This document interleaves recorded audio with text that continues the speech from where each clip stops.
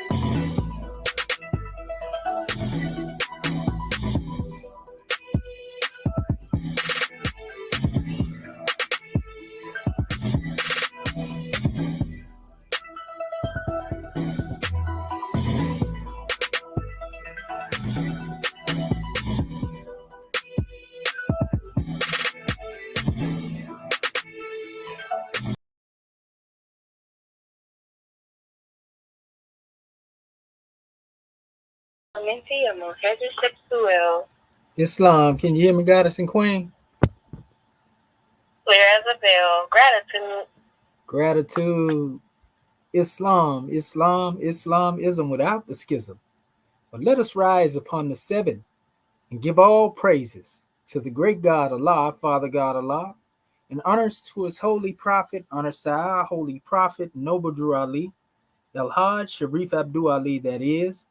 We give honors to our Moorish kin once again, here, there, and everywhere, and therefore honors to all of you who are continuously honoring yourselves by being yourselves.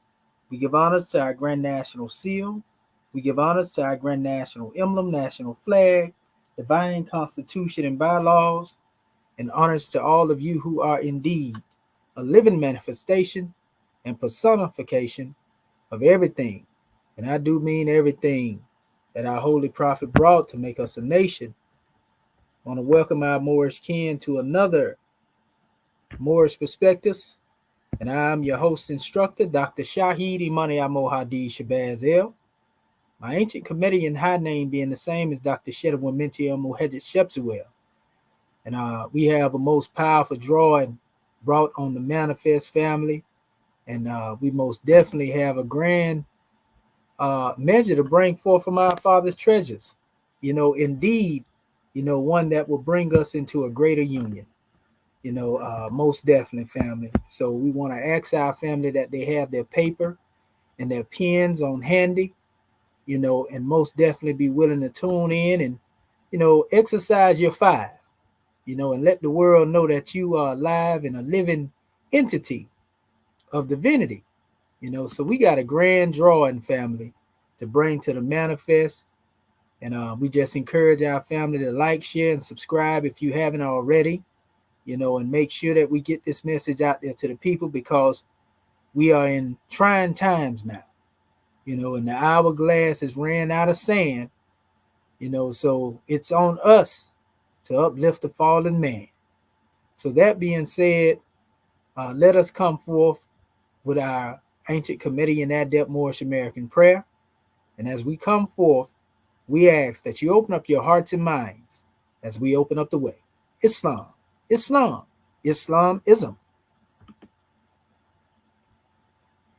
Ya Allah abnu heru makuneteru. Ya Allah abhed heru. Ya Allah ma'at heru. Ya Allah hotep heru. Ya Allah heru. Ya Allah ma'at herakuti. Ya Allah ahwajeta juti. Ya Allah per im sutek per im heru. Ya Allah by my duty, Al-Hajjat Shep's Rab to Ali. I mean, Halias, Halias, Halias. And that is the same Moorish kin in transliteration. O Allah, the Father of the universe. O Allah, the Father of love. O Allah, the Spirit of truth. O Allah, the Spirit of peace. O Allah, the Spirit of freedom. O Allah, the Spirit of justice. O Allah, you are my protector. O Allah, you are my guide. O Allah, you are my salvation by night and by day. O Allah, through your holy prophet. O Allah, through Ali. Amen. Holy Issa, Holy Issa, Holy Issa. Islam Moorish kin. And now we come forth before you with the divine constitution of Moorish America. Salvation, our God, unity, the 7 supreme constitutional acts of law. Act 1. The Grand Sheikh and the Chairman of Moorish America in power to make law and enforce laws with the assistance of the Prophet and the Grand Body of Moorish America. The Assistant Grand Sheikh is to assist the Grand Sheikh in all affairs, if he lives according to love, truth, peace, freedom, and justice, and it is known before the citizens of Moorish America. The bylaws, Act 2. All meetings are to be open and closed promptly, according to the Circle 7, in love, truth, peace, freedom, and justice. Friday is our holy day of rest, because on a Friday the first man was formed in flesh. On a Friday the first man departed out of flesh and ascended unto his Father God Allah. For that cause, Friday is the holy day for all Muslims all over the world. Act 3. Love, truth, peace, freedom, and justice must be proclaimed and practiced by all citizens of Moorish America. No citizen is to put in danger or accuse falsely his brother or sister on any occasion at all that may harm his brother or sister, because Allah is love. Act 4. All citizens must preserve these holy and divine laws, and all citizens must obey the laws of the government, because by being a Moorish American, you are part and parcel of the government and must live the life accordingly. Act 5. No organization of Moorish America is to cause any confusion or to overthrow the laws and constitution of the said government, but to obey hereby. Act 6. With us, all citizens must proclaim their nationality, and we are teaching our people their nationality and their divine creed, that they may know that they are part and parcel of this said government, and know that they are not Negroes, colored folks, black people, or Ethiopians, because these names were given to slaves by slaveholders in 1779 and lasted until 1865 during the time of slavery.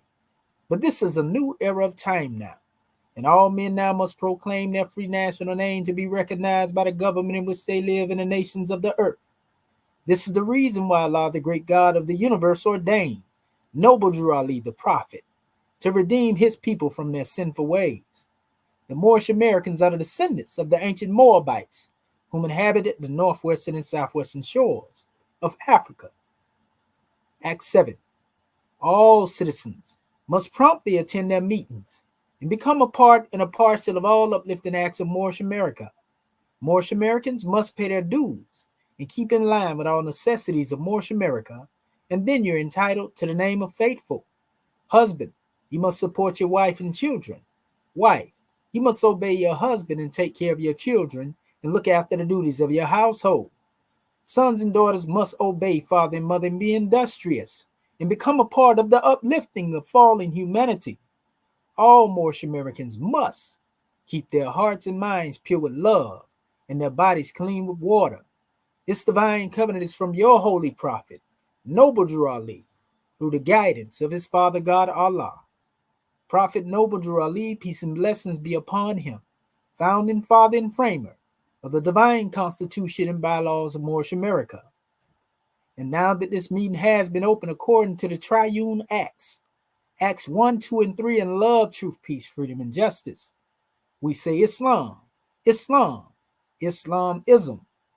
The providence of Allah is ever all his works. He ruleth and directeth with infinite wisdom. He hath instituted laws for the government of the world. He hath wonderfully varied them in all beings, and each by his nature conforming to his will.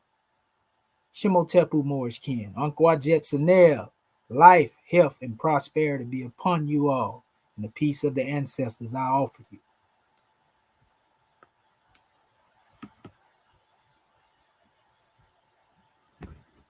Islam, Islam, Islam. Gratitude to our National Assistant Grand Chief for opening up the way according to law. I am the National Grand Secretary of the State of Indiana, Dr. Sienna Thornton L., our Canadian name, Dr. Saad Natinu Heteru L., and we rise giving perfect praises to our Father God Allah and the highest honors to our Holy Prophet, El-Hajj Sharif Abdul Ali. Honors to our theocratic Moorish American government. Honors to all of Act 1. Honors to our Grand National Seal, our Grand National Emblem, and our Grand National Flag, the Moorish flag. Honors to our Divine Constitution and bylaws, and all of you for being here in another Grand Moorish Perspectives class. Islam, Islam, Islam. Chapter 56, Holy Instructions from the Prophet, Sincerity. O thou who are enamored with the beauty of truth, and hast fixed thy heart on the simplicity of her charms, hold fast thy fidelity unto her, and forsake her not. The consistency of thy virtues shall crown thee with honor. The tongue of the sincere is rooted in heart. Hypocrisy and deceit have no place in his words. He blusheth at falsehood and is founded, but in speaking the truth he hath a steady eye. He supporteth as a man the dignity of his character. To the arts of hypocrisy he scorneth to stoop. He is consistent with himself. He is never embarrassed. He has courage enough for truth, but to lie he is afraid. He is far above the meanness of dissimulation. The words of his mouth are the thoughts of his heart. Yet, with prudence and caution, he openeth his lips. He studieth what is right, and speaketh with discretion. He adviseth with friendship. He reproves with freedom, and whatsoever he promised shall surely be performed. But the heart of the hypocrite is hid in his breast. He maketh his words in the semblance of truth, while the business of his life is only to deceive.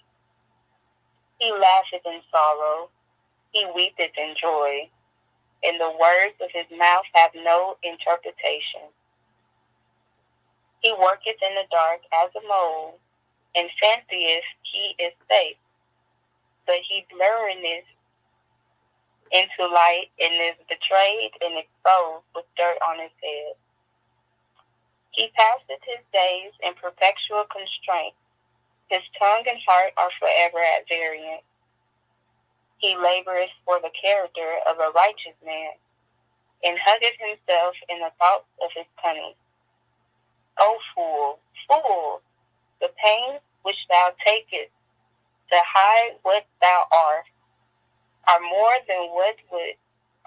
would make thee what thou wouldest seem, and the children of wisdom shall mock at thy cunning, when in the midst of security thy disguise is stripped off, and the finger of derision shall point thee to scorn. Islam, Islam, Islam. Today is the 28th of October, 2023, and welcome again to another Moorish Perspectives class sponsored by our Moorish American government. Our host instructor is our National Assistant Grand Chief, Dr. Shedu Aminti Amohedi Shepsuel, with our topic on the floor coming out of our chapter of the week, Chapter 56, Holy Instruction from the Prophet Sincerity, Ayat 6.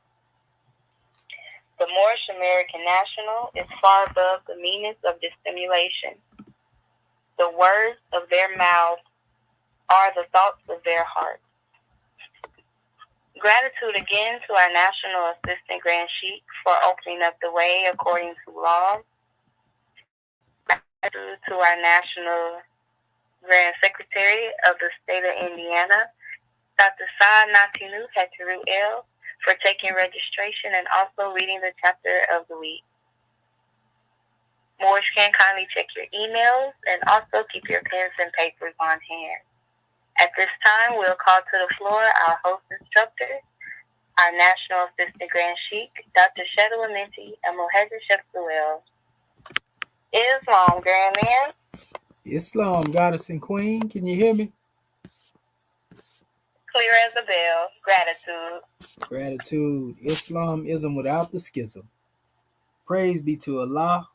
Praise be to Allah. Praise be to Allah. I want to welcome our Moorish kin once again to another Moorish Perspectives. And I'm your host instructor, Dr. Shahid Imania Mohadi Shabazel. And my ancient Comedian high name being the same as Dr. Shedwa Minty El Muhajjid Shepsuel. And family, you already know why we're here. And you already know that we have a grand measure to bring forth from our Father's treasures. It's not strange that the great God Allah has told us that the gifts of the understanding are of his treasures.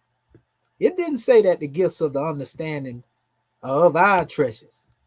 So any special understanding that we have that may be a gift that has been given unto us, it is of the great God Allah's treasures, and we have to give him honor because it is he who taught man speech and intelligence. And we know that this was given to us for the improvement of our society and the improvement in uplifting fallen humanity as a whole. That's the particular work that we have forgotten, most of us. As a people, we have forgotten that we are here not only to uplift the Moorish American Muslims, but we are here also to uplift fallen humanity. And this is why our Holy Prophet told us, if you go back into his teachings, he gave us the Holy Covenant of the Asiatic nations. And that was to unite us, not only at home, but abroad as well. But he also gave us a drawing in relation to dealing with what we call the uniting of the Asiatic states. And this is the reason why we're here, because he said that he established his MST of A, his Moorish Science Temple, for the purpose of teaching our people to be themselves, right? In other words, their nationality and divine creed. May 1st, 1916 is when the prophet stated this. But he also followed that up and said that he founded, the purpose of what we call the Moorish Divine and National Movement was the uniting of the Asiatic states. So both of those special measures are grand drawing. But when we say Asiatic states, we're talking about those that are right here in occupied America. In other words, the state in which he had found our people.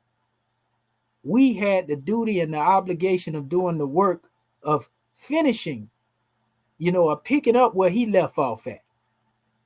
You see, completing his special work, by basically bringing unity to our people. That's the whole measure. It don't matter what they call themselves. We understand that many of our people have no idea, of what some of the things that they speak of relate to, as far as dealing with certain words, and they have certain confusion when it comes down to dealing with knowing what nationality is and so forth and so on.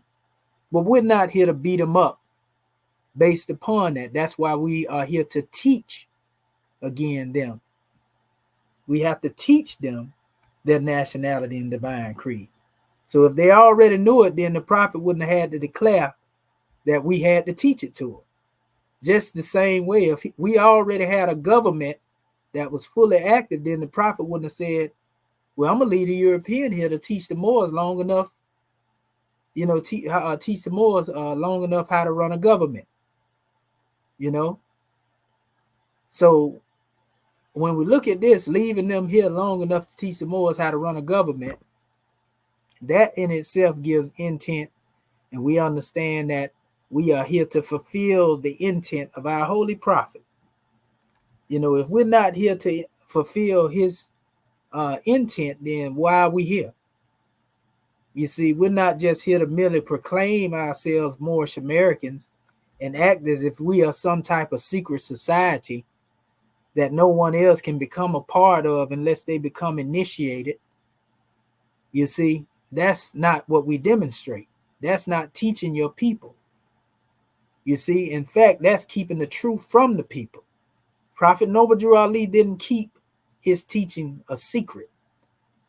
He did bring about that which is sacred, you see, but he didn't keep secrets. Had he kept secret, then we wouldn't have received what we have right now.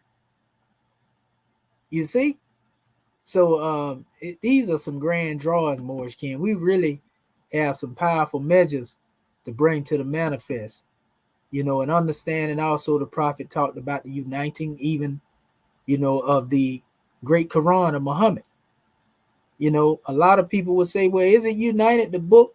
No, there had became a lot of infiltration. And I've been going over this with our family, showing them, how in the Arab world, you have had those who had changed the original way of the great God Allah.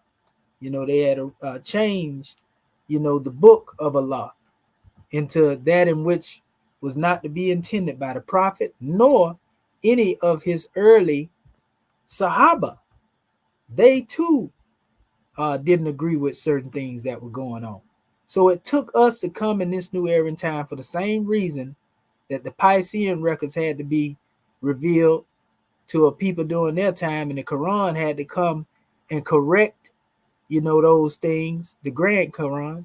We here in this new era in time had the job of straightening our brothers out in the East, because that's a task the prophet left on us as Muslims. But we have to get our house in order first. We have to get our house in order. We have to unite, irregardless of what our people trying to call themselves. They got to come into unity at once. You see, we have to come together, family. We got to get out of the egotism. You see, and I said that purposely, egotism. Instead of egoism, egotism. You see, we got to get up out of that. You see, and we got to get up out of trying to look for reasons to be disunited, especially when you calling yourself a Moorish American Muslim. Because if all of those measures, all the way up into the hand clasp of unity that was brought by Prophet Noble Drew Ali, if he was telling us that this is what this was all about, us coming together in unity and so forth and so on, and we are going to the contrary, then you can basically look at what's going on as a result of the Arabs deviating and coming under the wrath that they are under. You can also see our people, basically having to suffer a similar fate if we are not careful. And that's why we keep telling our people we got to get it together. Even in the Piscean records, when it was stated, if my people who are called by my name, and I'm paraphrasing, Muhammad himself, turn in repentance, turn away from your wicked deeds. Notice my people that are called by my name, not the name that somebody else gave them, but the name that the great God Allah actually gave the people himself. And when he give you a name, so to speak, no one can actually change that special name. No one has the power, to usurp that name, unless you believe that these people in their pseudo power extend beyond that of the great God Allah himself. And if you believe that, then you committing an act of shirk. Because you believe that they have the ability to strip you of a good name. And we know a good name is better than gold. You see, they can strip you of your good name. The great God Allah said he was going to make you priests for him, a royal priesthood, according to the Piscean records, right? Prophet Noble Drew Ali brought us the special measure where we are dealing with acknowledging that we are here to be a clean and pure nation. You see? And the only way that we can be a clean and pure nation, we have to know how we were made. We have to know that we come from one God, the great God, our Father God Allah. You see? And therefore, he didn't have, as I always say, he didn't have no dirty thoughts, Moors. Allah don't have dirty thoughts. So you couldn't help but manifest if you are a love thought made manifest. And I ain't seen no dirty love thoughts unless you falling into the plane of things made manifest. We ain't talking about them love thoughts because you don't rise in that type of love. Yeah, you may fall into it if you ain't careful. You know, so this is a grand drawing, family. You know, a most powerful measure brought forth from our Father's treasures. Again, you know, I don't take any responsibility or credit, you know, claiming, so to speak, proclaiming that which belongs to the great God Allah. So anything it is that I am able to bring forth that may inspire you, you know, that may uplift you, I take no credit for that. Anything that has been said that may be offensive to one, well, I apologize to you in advance, but it's not my intent, you know, to ruffle your feathers. You see, but one thing about the truth is what it is. You know, and it's a good thing if you are affected, if you are moved, even if you become offended at it, because that means that the message has reached you. And this all has to do with telling you where you are along the way. Now, if I'm speaking the truth or speaking to you and it's going over your head and, you know, you're not even tapping into what is being said and so forth and so on, you can't comprehend it, it's just all too great for you, you know, then maybe it's not meant for you to get it now. You may have to incarnate to get it again, or maybe, you know, give it a few days or a few months or maybe some years, and then you might be able to catch up with the measure. You know, you would only unfold, you know, as the great God allow you to unfold. As man unfold, as God unfold. But you must be what you know. You see?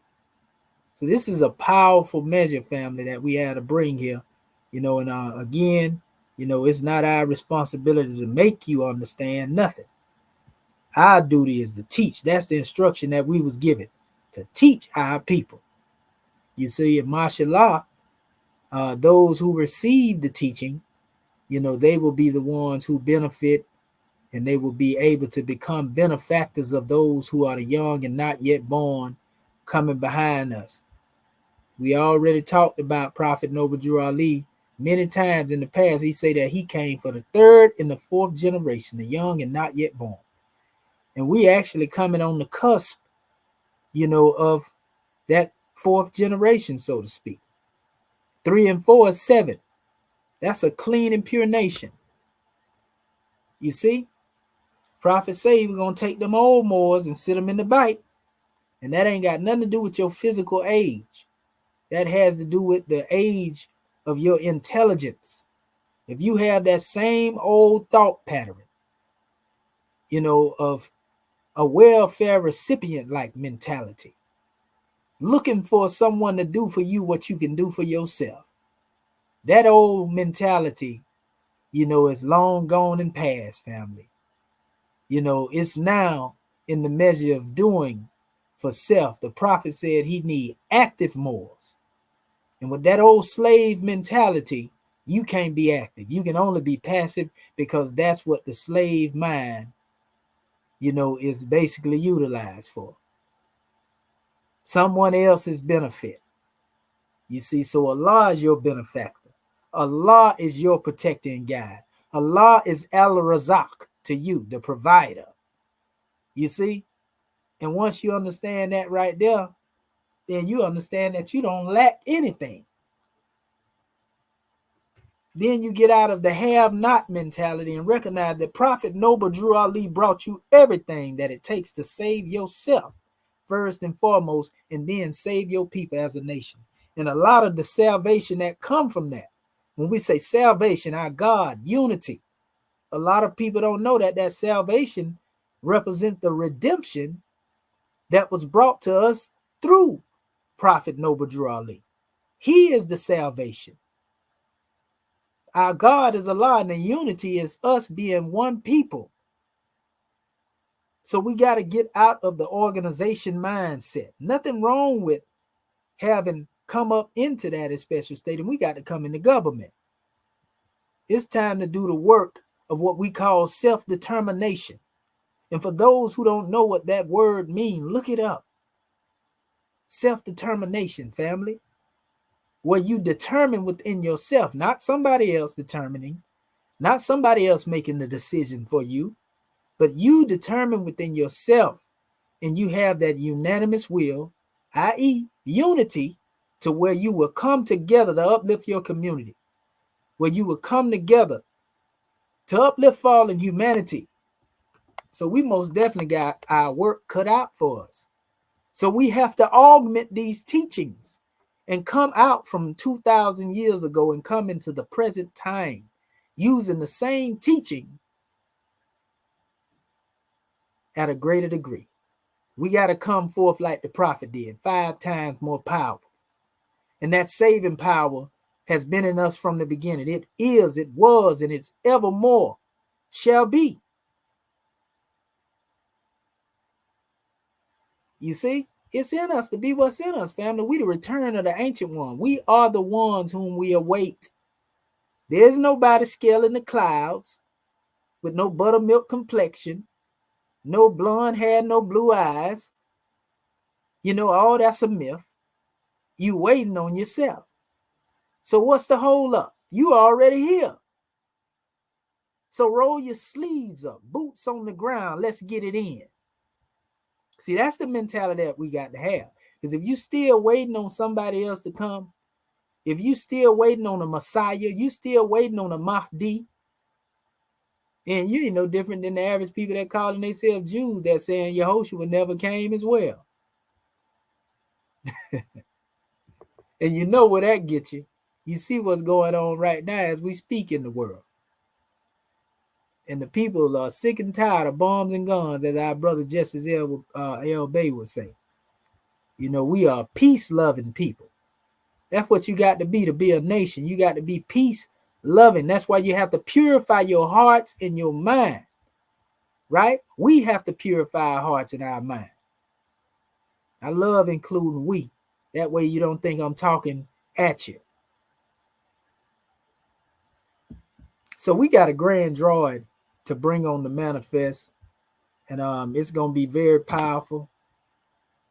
We just encourage our family, again, to get this message out there. We want to give honors to, by the way. We see our family, some of our brothers, you know, and sisters probably, you know, checking in.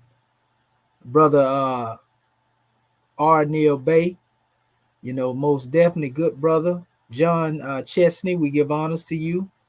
And also, I think that is Dodd Assyrian Bay. Islam to our Moorish kin checking in. You know, representing the Prophet's temple. We give honors to you, brothers. You know, thank you for showing up. Brother Herschel Sherwood Bay, we give honors to you. Sister the daughter of the sun, we give honors to you. Thank you for acknowledging that you are indeed sun-kissed goddess and queen. Welcome to your Moorish American government. Also, we give honors to our good brother Hunter, the Hunter. Salam wa barakah. We give honors to you, good brother, and honors to you for the peace and the blessings as well. So our subject title, and we're coming out of the holy instructions from the prophet dealing with sincerity. And we all know sincerity is the first degree, you know, and we know sincerity is even found upon, our 12-step ladder. You got to climb up into that divinity and get a little bit more elevated to reach sincerity when you're going up the 12-step ladder. But when you're going up the 7 adept degrees, you meet sincerity as your first degree. Obedience is what we find at the base of the 12-step ladder, the first rung. Obedience. And obedience has nothing to do with you obeying your slave master. Obedience has nothing to do with you obeying a man, because if you don't, he gonna take you off the count. Obedience, if we go into the root of the word obedience, we know it comes from obey. You see, and we know that they had been telling us, yes, slave, obey your master, and so forth and so on. But obey to us represents a grander unfoldment. It has to do with obey. Govern yourself. Because we must learn to govern ourselves before we can govern others. And that's what this particular drawing is going to be dedicated to tonight in our Moorish perspectives. As far as the context, of the subject matter. And we're actually dealing with the ayat, 6 in our chapter dealing with sincerity. The Moorish American national is far above the meanness of dissimulation, and the words of their mouths are the thoughts of their hearts. This is very important, family. We have been trained so much under the auspices of slavery to suppress the way we really feel, to hide the way we really feel under shucking and jiving, under the fear of the threat of our own demise. So this has now become something that is natural to us, to where we demonstrate the same thing when it comes to each other. We have been taken away from honesty. And we know honesty is the best policy, they would say. We say health is to the body as honesty is to the soul. You see, we will come together and say we want unity and go away from each other and tear each other down. You see, we will say that we really have love for each other, then go away from each other, and there's a conflict that can't be told in words, so to speak. You see, and this is not just here in Moorish America. This is amongst all of our people. We see it day in and day out in social media. We see it as we move throughout the highways and byways and dealing with our people in general that may not be conscious at all of what we demonstrate. So this is a real sad situation. And so this is why it's necessary that we instruct our people, but we have to be clean first and foremost before we can go tell somebody else how to wash themselves, how to clean up their heart and mind. We have to purify our heart and mind, or else we can be found wanting and looked at, as what they call a munafiqun. And we're going to get into the definition of that in a minute. But I want to give our family something else. And this is coming from the Book of Fire. I want to read something to our family so that they can get this drawing. This is most powerful measure here. Okay. Give me 1 second, family. Okay, we got it right here.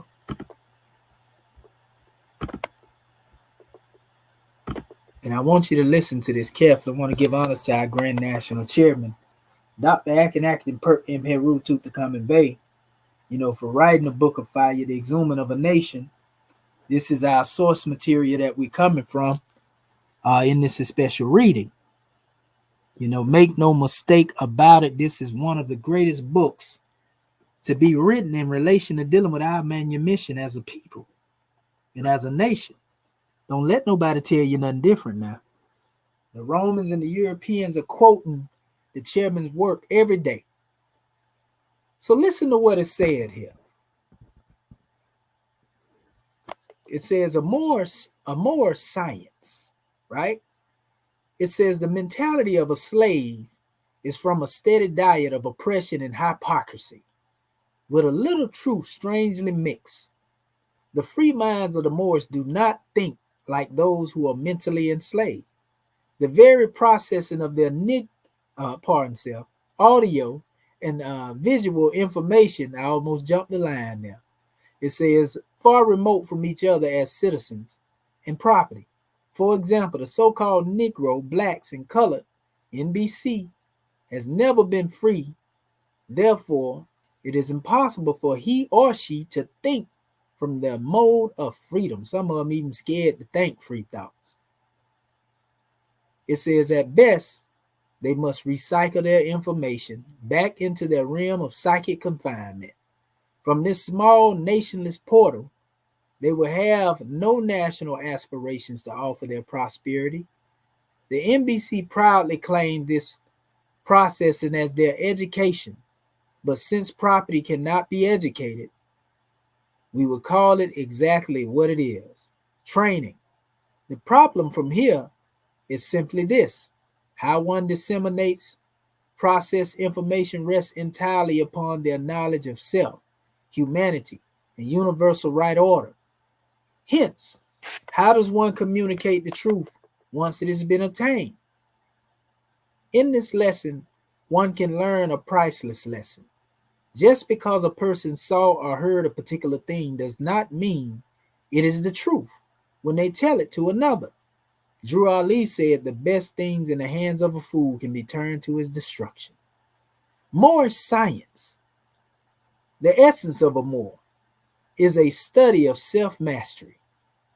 It is the most ancient of all sciences known to man because it began with his fall into the human delusion of time.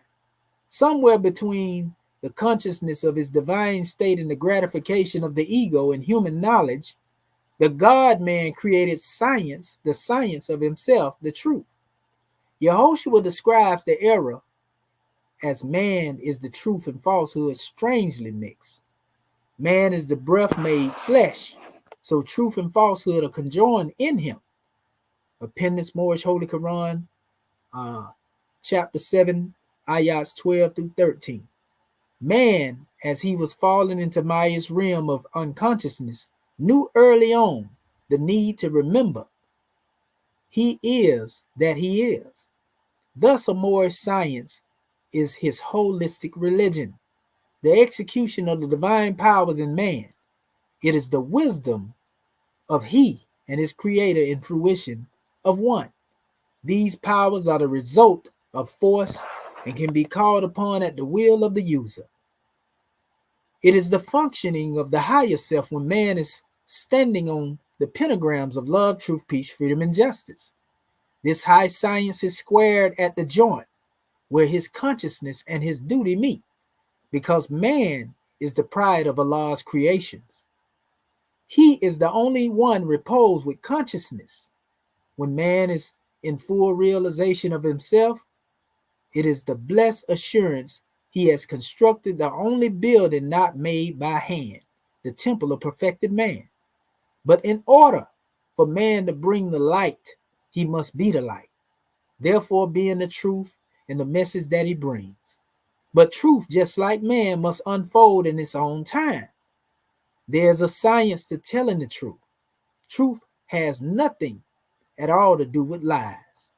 Truth is without the manifest of falsehood, yet the latter could not exist without the former. It is a part of wisdom to distinguish the seed of truth from a whole of slander.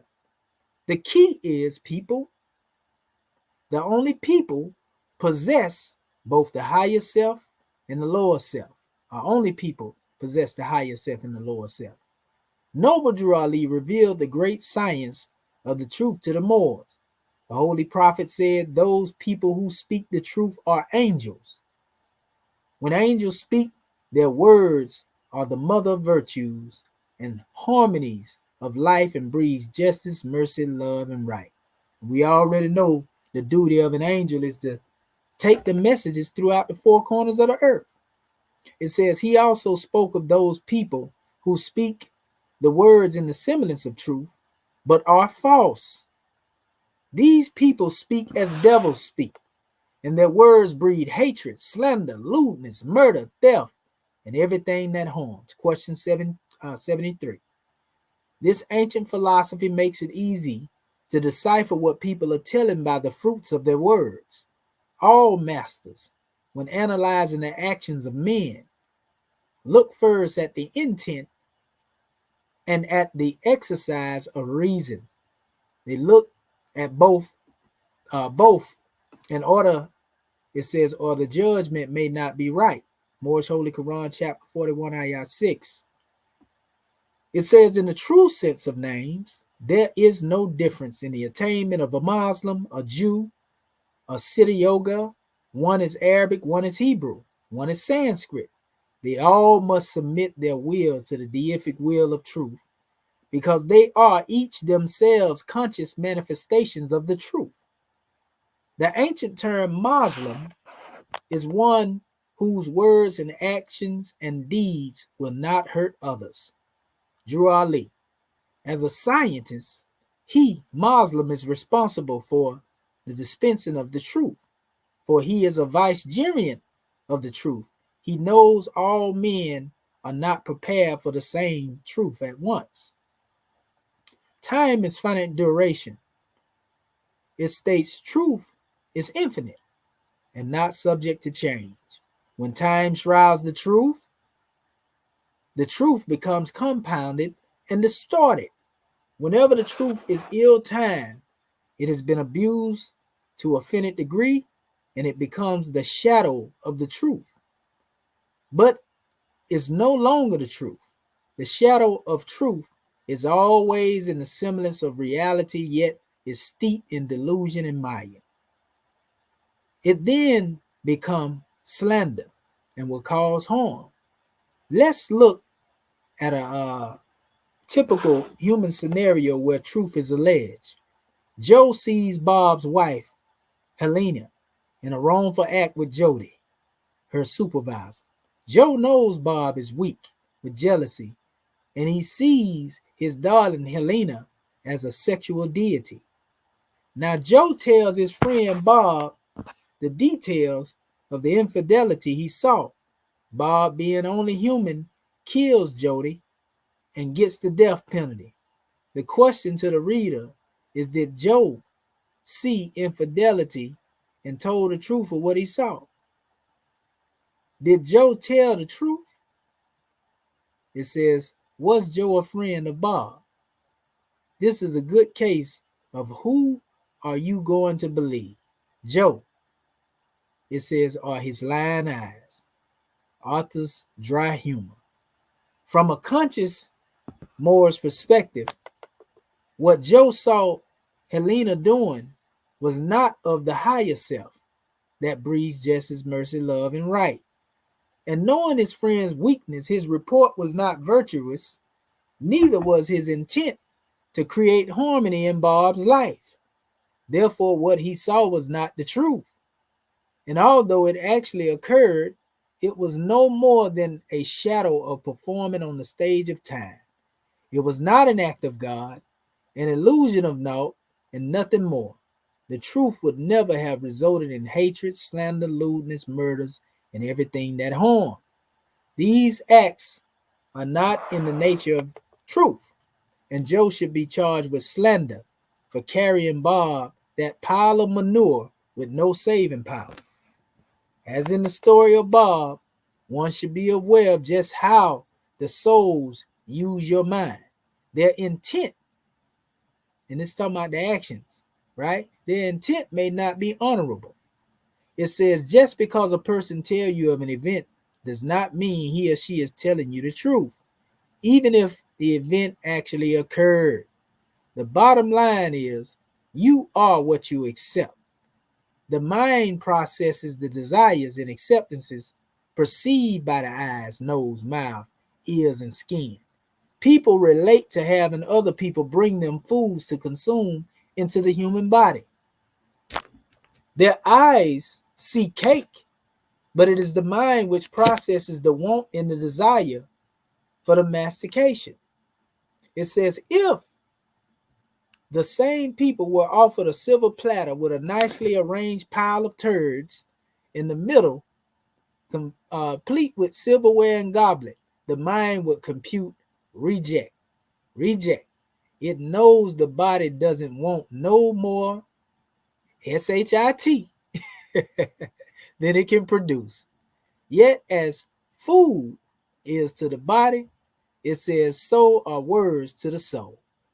It says science in our fable is Joe like Helena's turds and knew Bob's weakness as a doer, a doo-doo eater, so to speak. It says, hence, there is nothing but falsehood and foolishness from our four lower cells, right? The mind processes the consumption. It says for the body and the soul. Slander and hate is to the soul as doo-doo is to the body. And they were indeed what they accepted, each accepted. It says, what one accepts determines the strength of a character and the knowledge of the self. No one can gain strength from weak sources. So a person can either be the truth or admit liking a doo-doo diet. It says, while this may be a bit crude, the point is before one finds themselves, they must be aware of what they eat. Be conscious of what you allow your mind to accept. The life-giving words of a Moor's mouth are the thoughts of his pure heart and kept with love.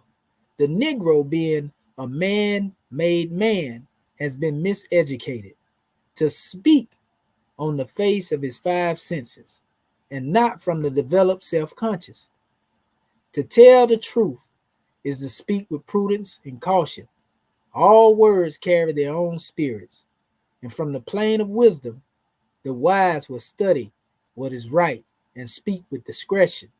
Truth is a law, and all truth is one. One truth never contradicts another truth. Truth, when spoken from on high, is always its own time, in its own time. It says, one could ask, are the truths being revealed in this book? The exhuming of a nation in their proper time? The answer is yes, because this book of Noble Drew Ali is largely about revealing modern secrets and the pathway to the self. The minds of men can absorb certain truths today, which it would have repelled 1 century ago. What about truth and secrets? The greatest secret in America today was the free national name of being so-called NBC. With the advent of Sheikh Sharif Abdul Ali, the last secrets held back by Muslims were loosened. Since then, corner man do not have any secrets. True secrets are lessons of wisdom imparted and endowed from the treasures of Allah to man. Even man himself do not have secrets. His most closely guarded thought is laid bare before the great God prior to conjure. It states, it is from the secrets of Allah, truth, that man learns wisdom. Moorish Holy Quran, chapter 24, ayat 1. It says, what humans call a secret is merely one man's ability to withhold the truth from another man. It is of the utmost importance for Moorish American Muslims as a clean and pure nation of people to understand they now represent a new thought pattern from the divine mind. The minds of men are in a constant state of decision making. Minds must be well tuned by the exercise of thought through experiences and remembrance. When making judgments, however, man often falls short when differentiating who did the wrong and who the wrong was done against. It is a part of wisdom to be able to recognize truth from illusion, the immutable from the things passing and subjected to change. The distribution of truth is of the divine plan. It is to be given to man according to his degree of acceptance in his time. Never give pearls to the swine, and never give the semblance of truth to an already dirty mind. It is far better to let a lie live, the life of the moth part itself than for a blink of truth to be used in the destruction of any life form. The so-called civilized world has suffered in existence for over 2,000 years because the wisdom of the Moors has been obscured and depleted. But this is a new era of time now, declared Noble Drew Ali. The truth was set to capture Moors free, and love will subjugate the world. Without this, as a saving power from Allah, the epoch of Satan will continue briefly, giving hatred, wars, misery, slander, and death. It is the job of the new masterminds to unleash the lessons on communicating the truth. So this is a powerful measure, family, coming from the Book of Fire, most definitely in line with what we demonstrating here. It don't get no plainer than this right here, family. This is very powerful. Remember what was said in this particular portion right here. The life-giving words of a Moor's mouth are the thoughts of his pure heart. But you got to purify your heart and mind, right, in order for it to be pure. We know what happens when you speak from a dirty heart. And we're talking about the seat of consciousness, not the blood pumping organ in your chest. It says, and kept with love. It says, the Negro, being man-made, has been miseducated to speak on the face of his five senses and not from his developed self-consciousness. You see? So when we understand this, it don't get no plainer than this right here. Tell the truth is to speak with prudence and caution. All words carry their own spirits, and we Moors had better take heed. And from the plane of wisdom, the wise will study what is right and speak with discretion. So that's what we demonstrating tonight. We're speaking with discretion based upon what we have seen and observed amongst our family. You see? And so it don't get no plainer than this. Want to give honor to our other brothers that just checked in. Brother Gary Myers Bay and Brother C Mac. We give honors to you, brothers, for checking in, and sisters checking in as well, faithfully. I got another drawing since I'm going to represent my screen, because we want to get into a word that was used, because there was a measure that was addressed when we first started reading from the Book of Fire as well. So let me share this again. Okay. When we first started off right here, there was a statement made right here in the top where it says, a Moor signs the mentality of a slave is from a steady diet of oppression and hypocrisy with a little truth strangely mixed. The free minds of the Moorish, it says, do not think like those who are mentally enslaved. You see? So if you are not on the mental slavery, which is the last form of slavery that Prophet Noble Drew Ali said the Moors were still suffering from when he came on the scene, then you are thrice blessed if you are not suffering from mental slavery. You see?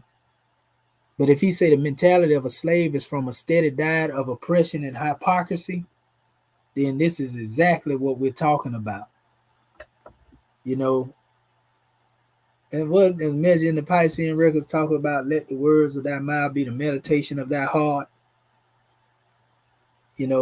Something like that right there, right?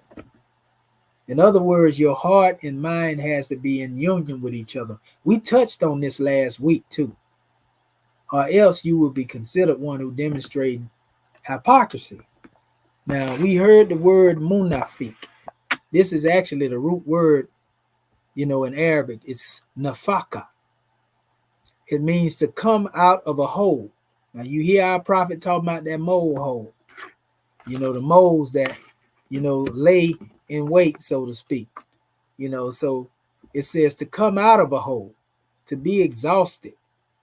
It takes a whole lot of energy to be a hypocrite, family. You seen what our chapter said, in our Moorish Holy Quran. All you got to do is go right back in the book. If we go right back in the same chapter that we dealing with, family, the prophet made it plain. What did he say? It takes some energy now to be a hypocrite. It said, "Oh fool," Ayat 14. It says, "The pain which thou takest to hide what thou art, or more than would make thee what thou wouldest seen. And the children of wisdom shall mock at thy cunning, when in the midst of security thy disguise is stripped off, and the finger of derision shall point thee to scorn. So you labor after the character of the righteous man, a Moorish American national, and hug it yourself in thoughts of cunning. Your path is dealing with moving through your days in perpetual constraint, where one's tongue and their heart is forever at variance. They say they love their brothers and sisters, but like the Grand Quran say, they have shown rank hatred, and rank hatred has appeared from their lips, and far greater is that which exists within their hearts. This is a sad situation. So to come out of a hole, to be exposed, you're exhausted, you've been trying to, it says also consume, spent. It says nafaka, to enter into a hole where there's another outlet. So always trying to find that other, exit point, so to speak. Cloak and dagger mindset. Throwing rocks and hiding your hands. But anyway, it says, so is the hypocrite who professes to believe first one thing and then another, thus entering faith through one door and leaving it through another. Our brother Justice was talking about those who maybe want to make their exodus, after doing a whole lot of nothing, so to speak. Well, this all deal with it. Here it is right here. The great God Allah has a sense of humor. So when we say, one is, coming through in their belief, oh, I believe I'm going to be here for life. Didn't the chapter tell you in Sincerity when Yehoshua was down there dealing with that measure, this is what they were saying. Say you're going to be here forever, but then they really want to take you out of the council. Man, you got to get up out of here. That's what he was being told. His own thoughts was whispering that to him. Thus, again, entering the faith through one door and leaving it through another. That means that they have found another place of comfort, and they believe the grass is green on the other side.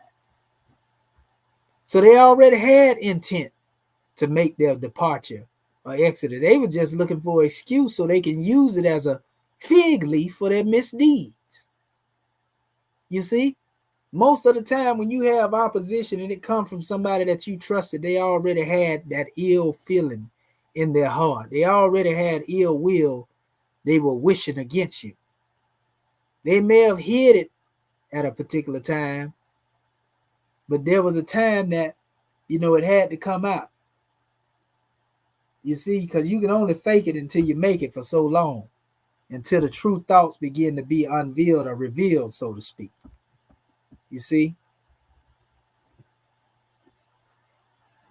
It goes on. It says, nafakun, a hole with another outlet. Tunnel, nafakatun. That's what they were saying. They was going to lead Yehoshua through a secret passageway. A secret way to make his departure.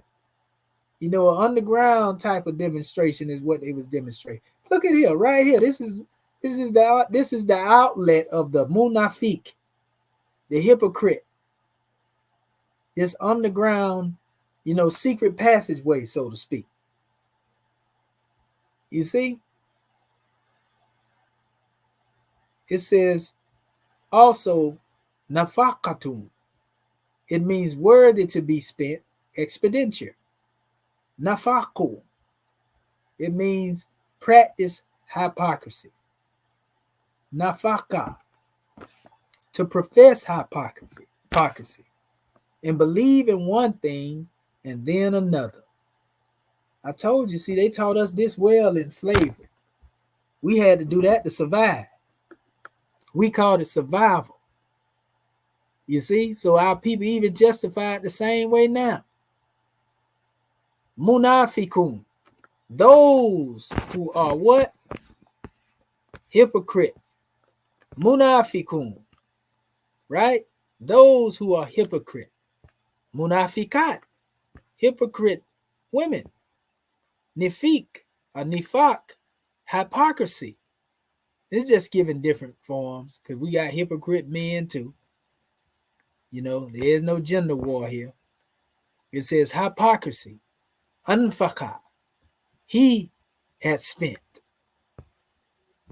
his whole time hating, only to be exposed. Thou hast spent, anfaku, they have spent, anfakun, anfakatun, you have spent, yunfiku, spends. So sound like to me that somebody's spending their blessings. It says, ye spend, tunfiku, from tunfikuna, ye spend, anfiku, spend again, infak, spending. So this word is deeply meant in spending your time, the wealth of your being, letting somebody else rent space in your mind where you got hatred in you. Munafikun, those who spend. The root has been used in the Quran, right, in the above 18 forms as many as 112 times of the Holy Quran. So this is man, I tell you, these words are very powerful, family. When you go into the definition, that's why I say, one word is not enough to explain the ayah. We can just build off of this alone. Talking about the mole hole or the tunnels. Man, boy, I tell you, the straight path is nothing like that winding path. The one that sidewinders move on. Keep your grass cut, Moors. So, that being said, if we were to just go, and revisit everything it is the prophet has brought us, we can see that the teaching of the Grand Quran is here. This is a measure of the uniting right here. You can see it. No truth contradicts another truth. We seen that when we were reading the book of 5 when the chairman mentioned that. You see? When you understand the truth, it's your nature to be what it is you know. Simple and plain. Taking away all of the theatrics, all the idle tales and, all of, the grandstanding, so to speak. The truth is the only thing that changes not. And this is how we must become. And the only way you can demonstrate that is you demonstrating in spirit. We are told in our chapter, O thou who are enamored with the beauty of truth, and has fixed thy heart in simplicity of her charms, hold fast to thy fidelity unto her, and forsake her not the constancy of thy virtue, shall crown thee with honor. So your constancy is what's going to bring you honor in being sincere. Because we are told that the tongue of the sincere is rooted in their hearts. Hypocrisy and deceit have no place in their words, right? So this is why when we come back, we understand, where it says, where he supported as a man the dignity of his character to the arts of hypocrisy, he scorned it to stoop. He'll never go to that level. It says he is consistent with himself and he is never embarrassed. He had courage enough for the truth, but to lie he is afraid. And that brings us to our subject title and subject matter. That's what those who stand in the higher self are afraid of, being a phony, being considered a liar. You see? That's what they are concerned with, being the higher self. So they will never stoop to a level, to where their words are constantly being found inconsistent with their action. Now, one thing about it, family, we are all striving toward perfection as a people. We all striving to build a temple of perfected man. So we're not trying to make it look like we holier than thou, that we're more superior in our thoughts and our ways, our acts and deeds than other people. Because we all have work that we are called to do. But the main measure is that, we shouldn't be so much in somebody else's garden, trying to point out whether they are so wrong and we are so right when we haven't even rooted ourselves, in what it is we're supposed to be demonstrating. You got to be the message that you bring. And I tell you one thing about the truth. If you truly embrace the truth, family, the truth will mold you. It will shape you in ways that you wouldn't even imagine. You don't even have to try to demonstrate in a particular act. All you got to do is love that truth, embrace the truth, and the truth will mold you into the God-man, brothers, that you're destined to be. The truth will mold you, beloved sisters, into what it is that you were destined to be. You see? But we already know what truth and falsehood lead us. We ain't getting nowhere. Ain't nothing, good coming out of mixing, truth and falsehood. I want to give honors to our beloved brother, our born dog. Honors to your family. Peace and love. All are well and welcome as well. So yeah. So when we go into our subject title that we had placed out here, and we reflect upon the fact that we individual standpoint and said the Moorish American national is far above the meanness of dissimulation. The words of their mouths are the thoughts of their hearts. This is how you embrace your people. It has been stated by our beloved brother, Prophet Muhammad ibn Abdullah. It is said that he said at one time, leadership is won in the hearts of the people. You see? So you got to purify your heart and mind. We have to purify our hearts and mind. The world has to purify its heart and mind. This is powerful, family. I'm telling you. This is powerful. So we have to really go into understanding the work that we were called to do, family. Remember, it was stated that the Moorish American national is far beyond, are far above the meanness of dissimulation. And dissimulation has to do with the concealment of one's thoughts and feelings. Their character, the pretense, what they truly intend. You see, because your intentions are what count. Let's look up the word real quick, dissimulation. We actually have it here for you all. And I'm going to show you what some of the definitions are dealing with dissimulation. Okay, so let me share this now. We go in here. Dissimulation, concealment of one's thoughts, feelings, and character, or character pretense. A lot of time when people declare, warfare upon people, they come up with a pretense or excuse as to why they want to wage the war. Now, it may not even be right, but they use this as a reason, to go into somebody's place, invade somebody's privacy, so to speak, with warfare. So it means pretense, dissembling, misrepresentation.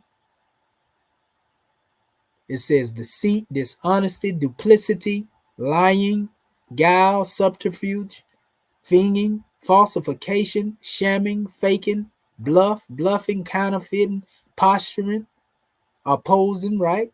Hypocrisy, double dealing, concealment, concealing, masking, disguising, pardon self, and hiding and veiling, shrouding, codology, kidology.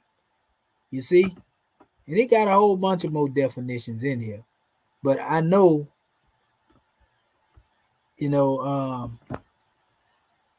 there's a measure in the Grand Quran Where the Quran mentioned a measure on secret councils. I'm going to show you what it says.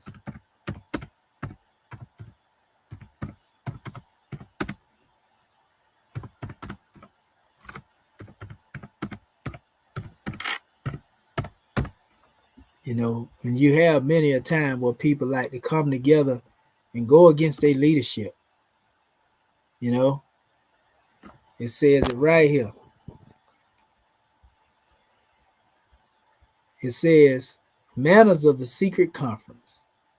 O those of you who believe, A'udhu billahi minash shaitanir rajim, Bismillahir Rahmanir Rahim. In the name of Allah, the Beneficent, the Merciful. O those who believe, when you hold a secret council, right? Do not whisper for sinful act and wrongdoing and disobedience of the messenger, and do whisper for righteousness and taqwa, God feared. In other words, don't hide what you're saying for the sake of demonstrating wrongdoing. You see? And it says, in this and the preceding verses, secret societies of the unbeliever have been condemned. But the condemnation is not unreserved or unqualified. The current verse guides the Muslims to be conscious of the fact that Allah is fully aware of their conversation and of all of their conditions. Therefore, all their secret conferences must be held for good purposes. It is the object or motive for a particular conference that determines its nature. Thus, in the present verse, as indicated earlier, the believers have been allowed to hold secret conferences only to promote good and righteous causes. So in other words, nothing wrong with keeping your business out of the streets, so to speak, and keeping people from knowing everything you're doing. But when you come together in secret, for espionage and trying to overthrow somebody, and you want to go in opposition to your officials or your nation, this is haram. This is the way of the munafiqun. This is the way of the al-kafirun, so to speak. Because remember, you came in one door, but you're going out another. You see? So it's a sad situation. But I would tell you, we in a time, like I said earlier, we say time never was when man was not, but we know that the time has ran out in relation to dealing with the hourglass.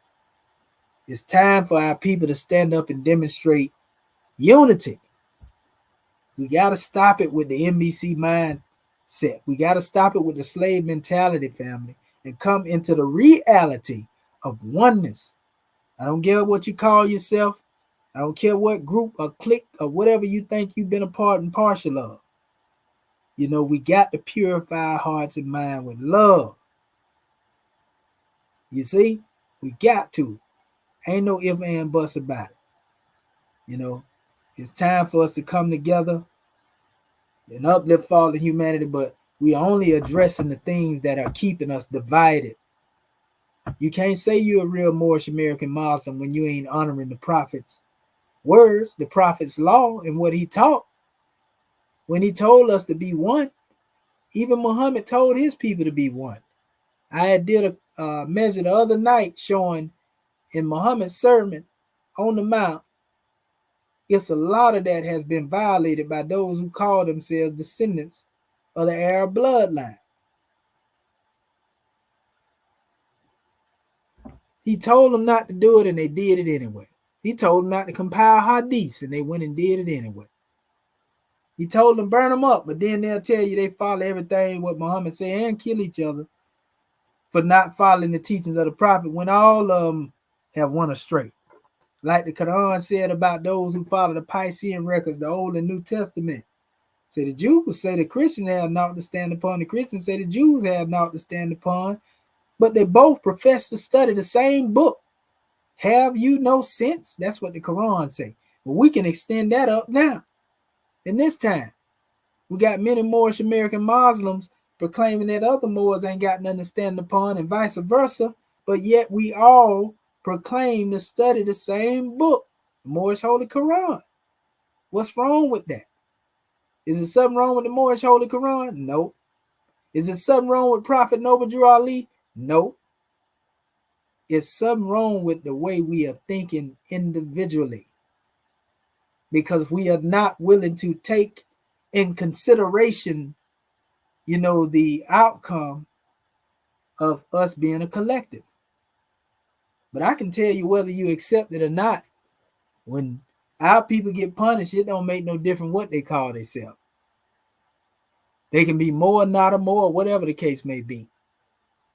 And we all take the L or take the loss every time. So we might as well come together. We always going to be considered that way anyway. That's right. Our good brother Borndall say everyone always wants to usurp. You know what I call that? I call that the Edenic syndrome.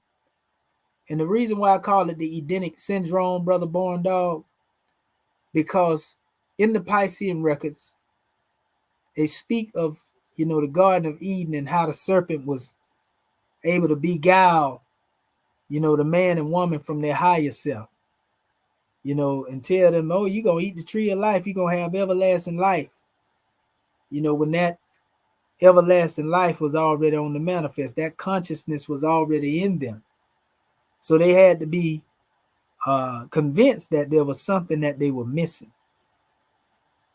And so what ended up happening when they disobeyed the higher self and listened to the lower self, you already see what the outcome is. And I call it the Edenic syndrome, because just as they are serpent being within the garden that whispers to one, this happens all the time. Me, you, and some more individuals can create a grand enterprise, so to speak, and bring about many different things. We can go strong for 5-10 years, and then there will be one who will come out of our midst not satisfied, and they will find a reason to be in opposition to what it is that we have done, and they'll create something else. I call it the Edenic syndrome, because their serpent has whispered to them. Each and every one of us have a serpent within our God. You see, and that's where the usurping come from. It comes from the serpent, the usurper. See what I'm saying? Usurper, serpent, usurping. That's what's going on, good brother. It's they are, in the Quran, there's a draw when it speaks on say, I seek refuge in Allah from the whisperer who whispers and withdraws after he whispers. And this is all dealing with the whisperer that is present in the consciousness again of all of us. Same whisperer that was on the manifest, when Yehoshua was down there in his chamber of self-mastery.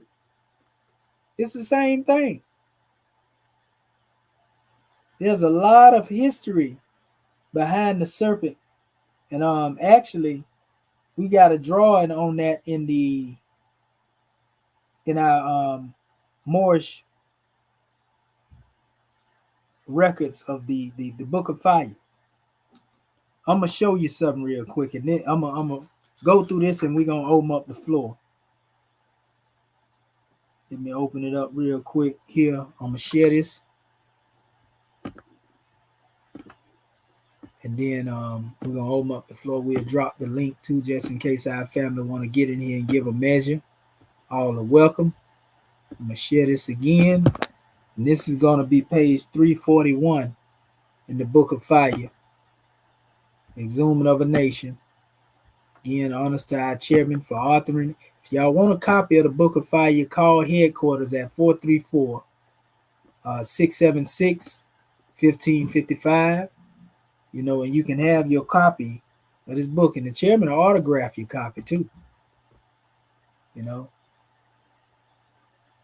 Hold up. Give me 1 second here. I want to make sure that I'm getting on the right. Oh, I can tell I'm close right here. Yeah, it must have been meant for me to give y'all this one. It hit right on the right spot. Let me go down a few pages so we can let y'all know about this usurper or this serpent. You know, we have heard many things about it. This is 341, and this should be it right here. Hold up, let me make sure that it. Come on, page. There we go. Okay, is this it? That's a little further down. I'm gonna go back up here. We're gonna read this. Like I said, once I'm done, I'm gonna open up the floor. We're gonna start right here. It says the serpent. It says the garden of man's growth has been divinely centered in his physical body. It is the spinal cord which transits man from his spiritual essence through thought into his manifest of flesh. In and around man's spine, there's a uniting of divinity and matter. All thought activities, senses, or plexuses are transmitted or received through this center. There is no man born that lives without this center. See, third-eyed Noble Drew Ali stated, it says, in showing how man is formed, vaunt not the body, because it was first formed, nor thy brain, because therein thy soul resided. It is not the master of the house more honorable than its walls. Moorish Holy Quran, chapter 31, ayat 1. Also, that thou hast a soul is of all knowledge the most certain of all truths, the most plain unto thee. Moorish Holy Quran, chapter 38, ayat 2. There's more to man's spine than a series of vertebrae forming the axis of the skeleton. At the base is the Kundalini. At the top is the kingdom of bliss, where man unfolds into his God self. And I know those who have been watching in the late night library sessions, seeing us draw from God, man, the word made flesh, and we've been talking a lot about this. You know, the Kundalini and the rise and so forth and so on. You know, notice that this is known as the uraeus, and you can see it coming forth, protruding from the head of the headdress, you know, of the pharaohs or the Pert-Ah of ancient Kemet, the Ramesu and so forth and so on, or the Mesurah, you see, or the Nesibiti. You know, they would wear these headdresses, you know, with that there because it represented a symbol of enlightenment. They were able to lift up the serpent within the wilderness, you know, and then, you know, therefore demonstrate what it means to be wise. So it says, man grows in reverse from what he physically sees. He must be awakened consciously. It says, unfold from his lowest depths to his highest heights. There he will be his God self. The spinal nerves as the transmittal from the unseen spirit through the astral body of the soul in the man's conveyance of flesh. Of all creatures, man is the only one that stands erect. Wherefore is consciousness reposed on thee alone, and whence it is derived to thee. It is not in thy flesh to think. It is not in thy bones or in bones to reason. Moorish Holy Quran, chapter 36, ayahs 4 through 5. Drew Ali further points out, it was the same creator which formed the backbone of both the crocodile and man. Only man created with superiority and given a command over all could stand erect. Through this principle of knowledge, man is to know himself. So if you got that crocodile thought pattern, you're moving on a horizontal plane. To be man, you got to be upright. You see, and you didn't have to grow from no Homo habilis and Australopithecus. You know, man grows according to his consciousness. This is where the evolution takes place. Not in him being an ape coming from a primate and all that. No. It's the brain that is developing. It's the consciousness, the intelligence that is dealing with evolutionary processes of evolving. It says the key here is man is the pride of the great God's creation. The line uniting divinity and matter is beheld as a part of Allah himself within him. Man is not to descend to evil or meanness. See, that's why you know we don't deal with the meanness of the simulation. It says, but is instructed through his garden to crush the knout or the serpent under his feet. and to tame his will to his purpose. See, this is what Honorable Elijah Muhammad got that concept of Yakub from. See, a lot of people don't know. It means heel catcher. The name Yakub, it means heel catcher. So when you crush that serpent of naught under the feet and tame the will to the purpose, all this has to do with self-mastery. Higher self over the lower self. It goes on. It says the serpent uses the minds of men. See, you thinking about a snake crawling and slithering. No, this is a mindset. A man or a woman with the mindset of a serpent.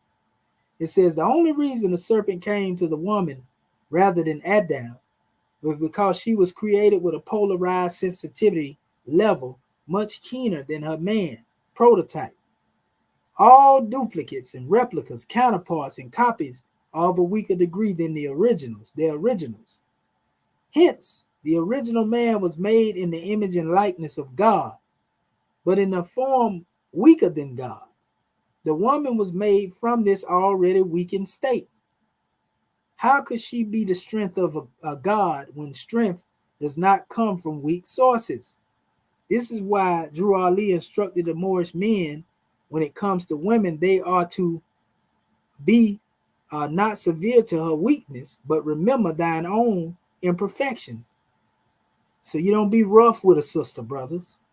Remember your own imperfection. In fact, that's what I was talking about before. I tell people, I say, well, right, that the original man, the difference between him and a man that's, made from an original man, is that the original man is the thought of Allah made manifest. The first created prototype, pre-Adamite, was created from the thought of Allah. Whereas a man that's made from him is made from that man. Totally two different measures. So it's quite natural that Allah would manifest purity as the thought. But when we get into everything that comes with that man who comes in the physical body, who is truth and falsehood strangely mixed, based upon him taking on the flesh, it will be quite natural that anyone coming from that physical man would take upon the measure of dealing with, falsehood, and truth as well. And our brother used to call that the brown germ and the black germ, is what he called it. But it really has to do with the higher self and the lower self. That's just a key to our family. Let us know we know where you're coming from. You see, this is the 19 of the teaching. So it says, still she has every part of the man alike unto herself, although certain parts are less developed than others. The uterus, prostrate parts have ovaries, testicles, clitoris, penis, etc. It says, as well reported in Children of Mu by J. Churchwood, it says, man and woman are unidentifiably the same without their gender of flesh. They have the same perfect souls to think with, and God's spirit that cannot die. Without the flesh, sexuality is unknown, and so is the mad desires made, it says, of humans in the flesh. Beyond Maya of flesh, the ancients called this the self of the God state. It says, the serpent is 3/2 cord mass of energy located at the spinal base of every human. This powerful area is best described by the Buddhists as the first and second chakras.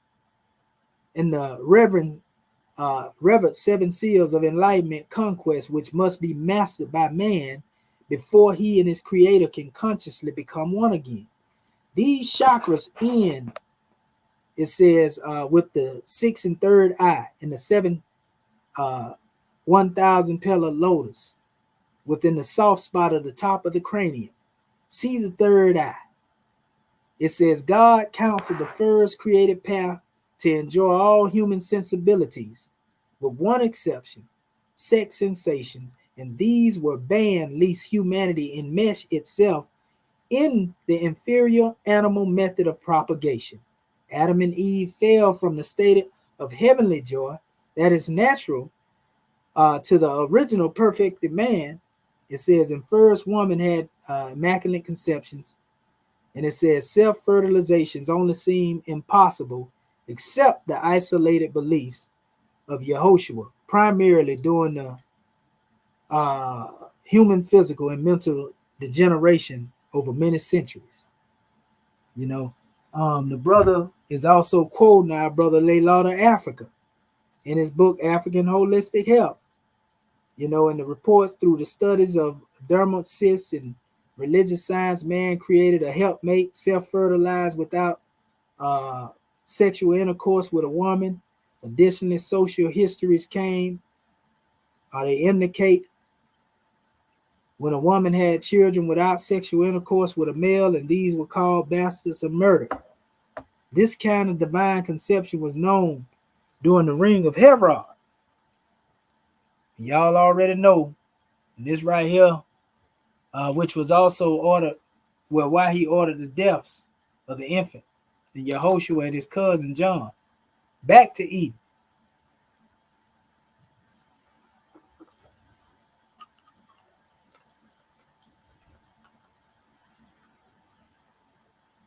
It says there were no two no-nos forbidden about this tree.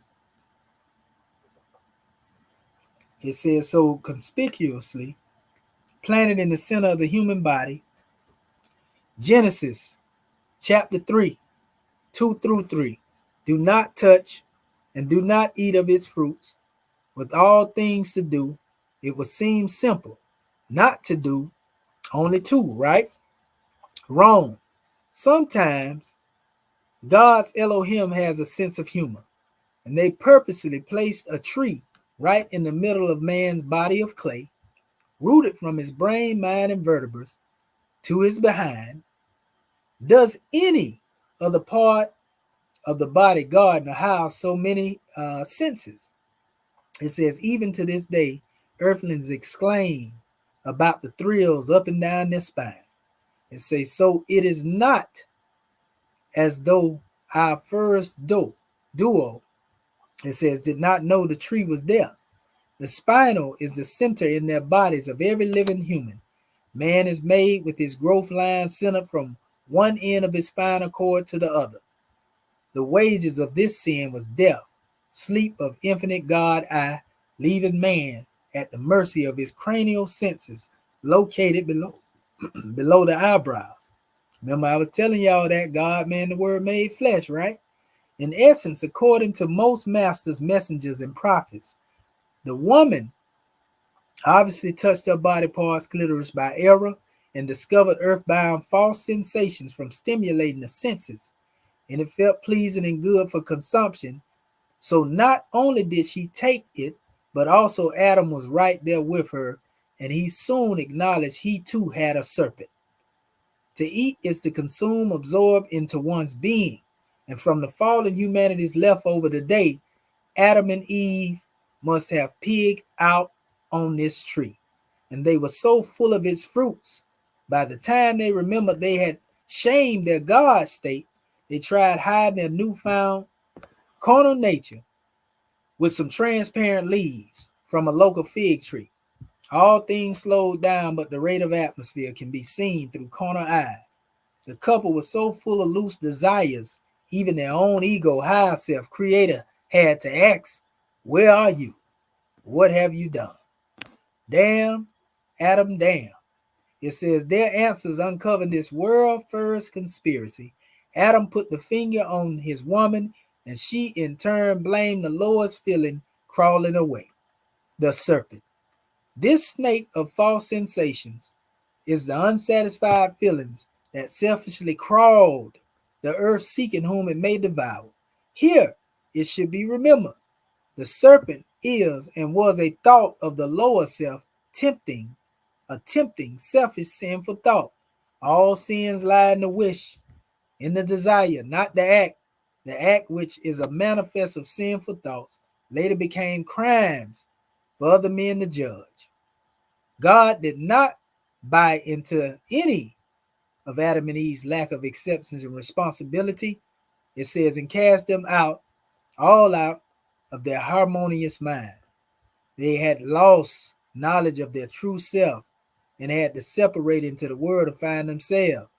Now, y'all should remember, I was demonstrating recently about what we call the arm, leg, arm, head, bearing witness against our people. Your own 5 limbs.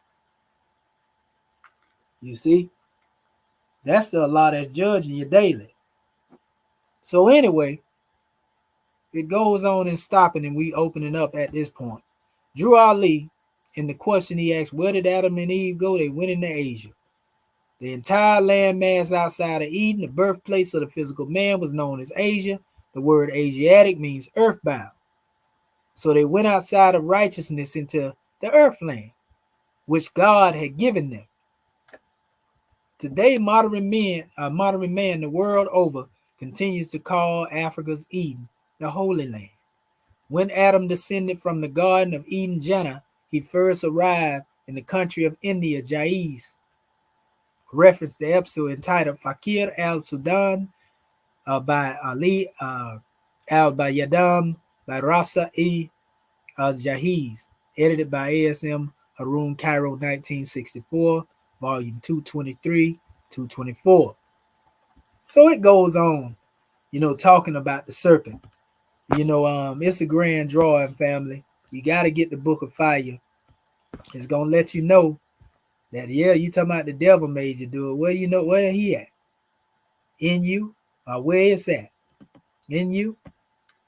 So that being said, family, we're going to open up the floor so that we can hear from our family and they can get the drawing and also give their measure. We also drop this in as well so that our family can, if they would like to chime in, they can chime in as well. In the audience, drop the link for. So at this time, what we're going to do, we're going to open up the floor. And we got a grand draw, and y'all already know the subject matter. Drawing from Ayah 6.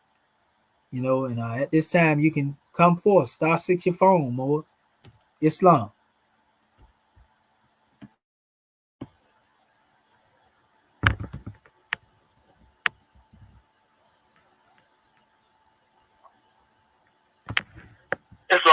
Islam, Brother Marvin Elbey. I know you ain't going to let Jiminy get nothing off in here. Gratitude. Islam. That's right. Gratitude. Ain't no crookeds in here. Go ahead, bro. That's right. Yes, sir. Gratitude for calling me. Yes, this is Dr. Marvin Elbey out of Texas Consulate, rising, giving all praise to the great God of Allah, giving the highest honor to his prophet, our prophet Noble Drew Ali, El-Haj Sharif Abdul Ali. Give high honors to our theocratic government, our Moorish American government. Give high honor to our Act 1. I give that honor to all of our officials. I give that honor to this class, our Moorish perspective class. As well as I give honor to you, Dr. Shedua Minty, well, our National Assistant Grand Sheik of Moorish America, for hosting and instructing this most powerful class. As well as I give honor to Act 1. I give high honors to all of our officials. I give high honors to everything that is Moorish. Our flag, our seal, our emblem, our divine constitution, our Holy Quran, our Book of Ali, our 101s, 102s, exhuman of the nation, all of our divine revelations. I give honor. Give honor to the forerunner of our prophet, Dr. Marcus Moshe Gabriel, as well as I give honor to the ancestors whose shoulders we stand upon. We are the return of the ancient one. I give honor to all those that aided in bringing forth this class. Very powerful class, very powerful class. And as I look at the title, the Moorish American Nationals are far above the meanness of dissimulation. The words of their mouths are the thoughts of their hearts. I mean, that's very powerful in itself, and as I ponder this, as I reflect, before coming to this Moorish American government, I really thought I knew quite a bit, but after getting here and sitting down at the foot of the mastermind here, you know what I mean, I knew that I didn't know anything. And the more I learn, the more I grow, the more I just know I don't know. You know what I mean? But I understand that man unfolds as his God unfolds. So as my God unfolds, able to look into the eye of man and see the God there. Because we are taught that Allah speaks to man in a small voice from within, and also through man to man. And this is beautiful. And that's what it's all about to me, you know what I mean? Studying itself and growing in consciousness. And earlier on in the class, you made mention that, yes, we are supposed to grow and understand and elevate, you know, but the whole point is to unite with our brothers and sisters. You know, I mean, that's the whole fact of being here on this planet. And that would be bearing witness that there is no God but the great God, because he created everything. He created all of us. You know what I mean? And when we can go through what we've gone through and stand up and show love to each other, praise Allah. You know, and praise Allah for sending us a prophet, because without the prophet, we would have no clue. We have no idea of who we are. You know what I mean? Where we come from, who our ancestors are, who our God is, you know, our religion. All we had to work with is what the Europeans told us. And today, many of us hold fast to what the Europeans told them and taught them, because they don't, you know, they don't have anything else to work with. You know what I mean? And it's gonna be like that until they come to this North American government and hear these truths. You know, and then they can unfold and be themselves. The prophet said, Moors, be yourself. Now, a person just hearing that, okay, I'm being myself, you know what I mean? But no, you know, being a Moorish American national, having your own nationality, your own identity, that's what it's all about. You know, I mean, and many of our people, you know, we have smart people. I mean, we were inventing things long time, but the Europeans took, you know, advantage of that. You know what I mean? He took all the accolades. You know what I mean? He took all the money too. You know what I mean? He gave us some crumbs, of course. You know, as he continued to do. You know, but I'm just so proud to be here in this North American government, being a part of this design and national movement. And you mentioned he's going to sit the old Moors in the back and allow the young folks to come. And that's what it's all about. And you spoke that it's not a physical age. It's a mind state of mind. You know, when we're thinking those old thoughts of calling ourselves Negroes, colored folks, black people, African Americans, those are old, outdated, antiquated thoughts. You know what I mean? That alludes to slavery. This is a new era of time now. And all men now must proclaim the free national name in the only government in which you can live. And I can go on and on. And I just say gratitude, God, man, for allowing me to speak. Carol covered a lot of ground. Should have more got plenty to say. Gratitude, gratitude. Islam and peace.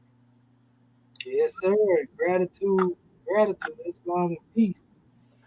For that drawing, good brother. Don't get no plainer than that. You know, Allah definitely leading on. The victory is sure. All right. Islam. Islam, Sister Curtis Bay. Islam, Dendra Nia Curtis Bay. First, let me rise and give praises to our great God Allah, give honors to our holy prophet, Noble Drew Ali, give honors to Act 1, I give honors to all my government officials, I give honors to you, National Sister Grand Sheik, for this, like the God man say, for wow, this was a powerful, powerful class tonight. When I heard you giving that title coming from Ayah 6, I was like, oh boy, I've been sharing this thing because I say I know it's going to be good. And gratitude for the reading coming from our Book of Fire.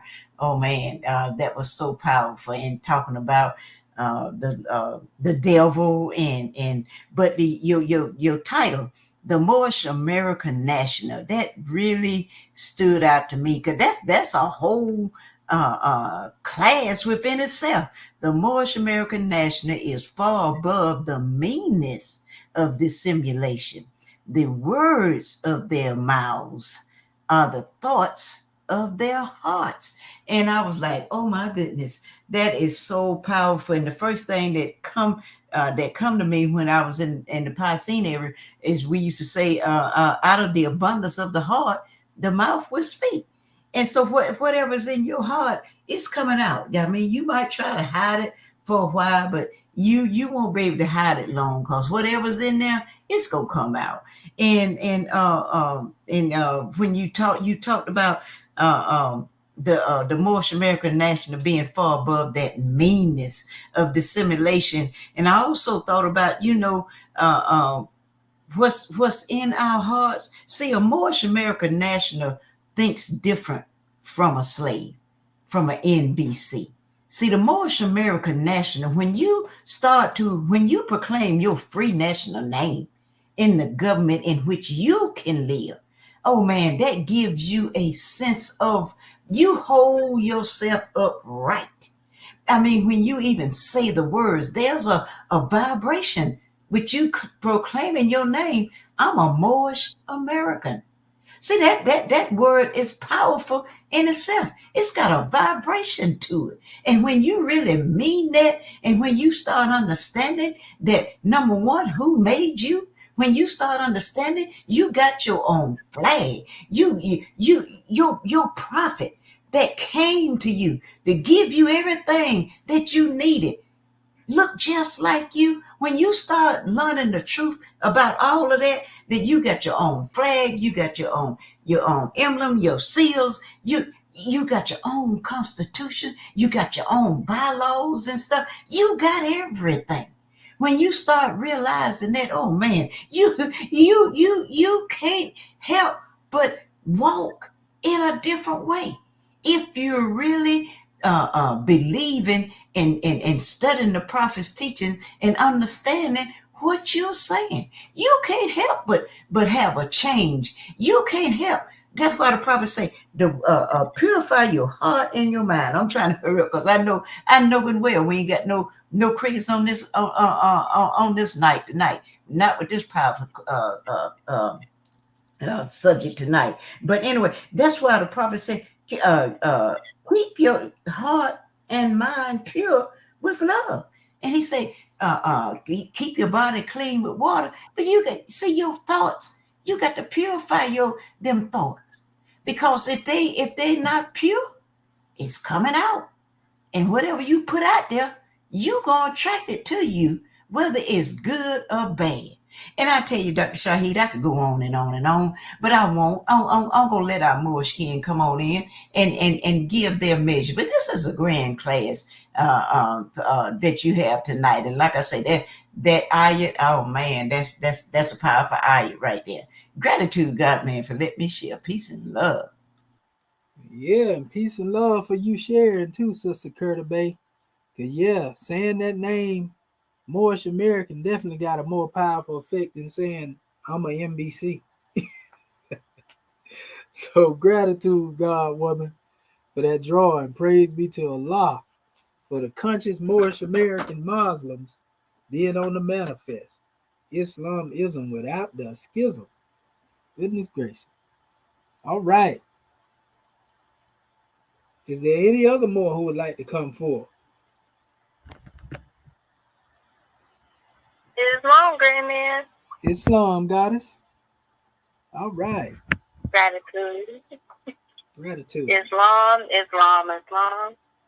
I am National Grand Secretary of the state of Indiana, Dr. Sienna Thornton L., ancient Canadian high name, Dr. Sa Natinu Hajaru L., and I rise giving perfect praises to our Father God Allah and the highest honors to our holy prophet El Hajj Sharif Abdul Ali.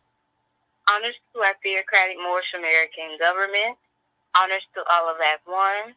Honors to our Grand National Seal, our Grand National Emblem, and our Grand National Flag, the Moorish flag.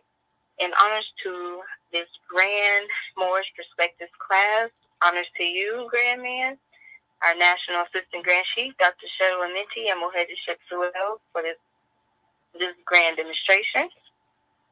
And we're coming out of our chapter of the week, chapter 56, Holy instructions from the Prophet Sincerity. Ayat 6, the Moorish American National is far above the meanness of dissimulation.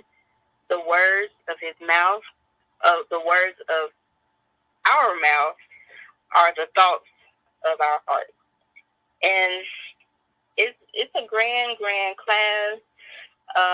What I got out of the demonstration is that to be a Moorish American national is to know that you are free, and in that knowingness of who we are, who made us, comes the first degree sincerity, which is love. And I love this ayat because we are far above the meanness of dissimulation.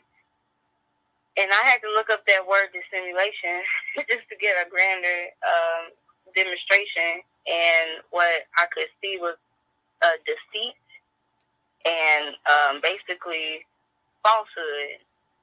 And we know as Moorish American nationals, to be a Moorish American national, you have to stand on your 5 highest principles, which are love, truth, peace, freedom, and justice. And we lead with love. So naturally, when you are leading with love, you have no other choice but to be that truth that you represent. And I love the second part of this ayat. The words of our mouth are the thoughts of our heart. So again, back to that dissimulation, meaning to conceal, to deceive. We don't come on the manifest with deceit, with harmful intentions for our Moorish brothers or sisters.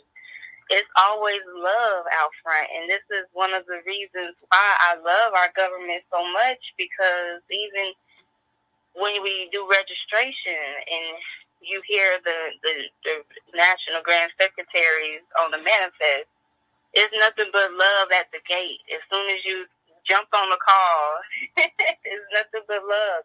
And how our government officials deliver their messages, the lesson, how they give the lesson. It's never a cutthroat demonstration. It's always, even if it is a correction that needs to be made and a character flaw, is never strewed or harsh. It's always, okay, now you know you're demonstrating out of your nature. Now come on back over to this side, to the love side, to the side where you're going to be embraced and you're free to be yourself. You can overcome your obstacles, and you know you're not alone because you have a whole nation behind you and standing right beside you. And it's just beautiful to feel that strength on a spiritual plane in numbers. It's a grand demonstration, Grand Man, and I'm just appreciative, and I have a gratitude in my heart for all of our officials who come on and give their portions and continue to grow our nation. And you are all truly loved. Gratitude, God, man, for allowing me to speak. Islam and peace. And Islam and peace, sister. That's right. We admonish each other, with grand drawings. You're right. We don't get all down into the mud, so to speak. So some it speaks of in the Grand Quran, you can give them a grand drawing, and they're going to take it how they take it anyway. So we definitely in the higher realm of vibration when we come to our family. That's right. Islamism without the schism. All right. Is there any other more who would like to come forth and exercise their fire?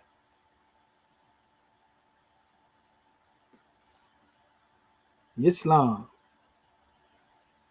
Come on, more. This the Moorish perspectives, not my perspectives, but your perspectives too. Islam.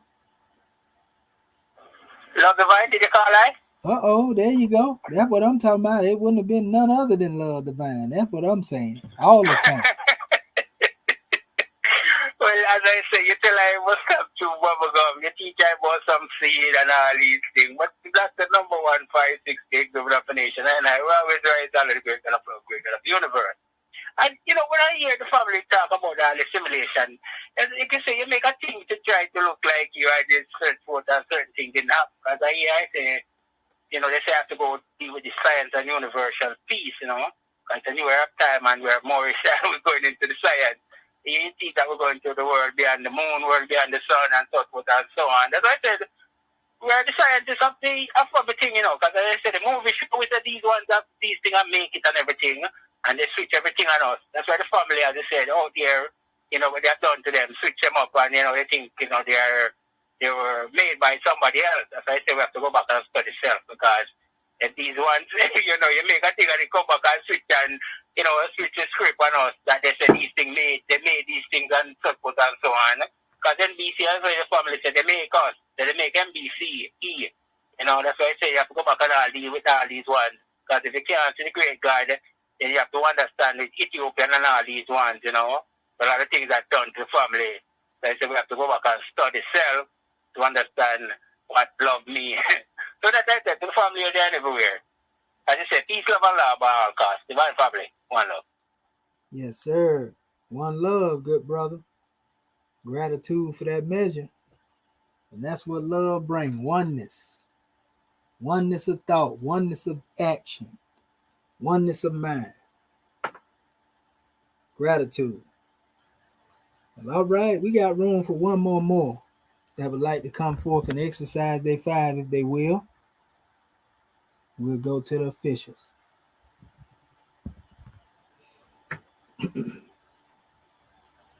Islam. Islam. Islam. This is Dr. Bati Bay with Iowa Territory. I'd like to rise and give all man of praise to Allah, understood the prophet, understood our theocratic government, overall council, our flag, seal, emblem, our divine constitution, the angels, nothing, citizens alike. Understood all the Moors who spoke before me, all the ones that will speak after. And I said, you for this class and the question on the floor. And, when I was, listen to the question, listen to the message, says, most Americans are far above the meanness and dissimulation of the words of their mouth are the thoughts of their hearts. And that well is true. And, when when correcting someone, there's no reason that correcting someone could lead to a state of, you being emotional. And when someone is emotional about that, that means it wasn't raised up enough. I said to his brother, he said a lot of youth that was raised up in single parent homes, they didn't have they can't take the authority of another male giving them direction. And so they get emotional about it, and then it leads to other aspects. So and that's one thing that I was blessed because I still had uncles around there with even coming up, and I still had others around there. They ain't gonna play with you. You do something, you're gonna get it all the way around the board, and there's about 11 of them. So aunties and uncles, so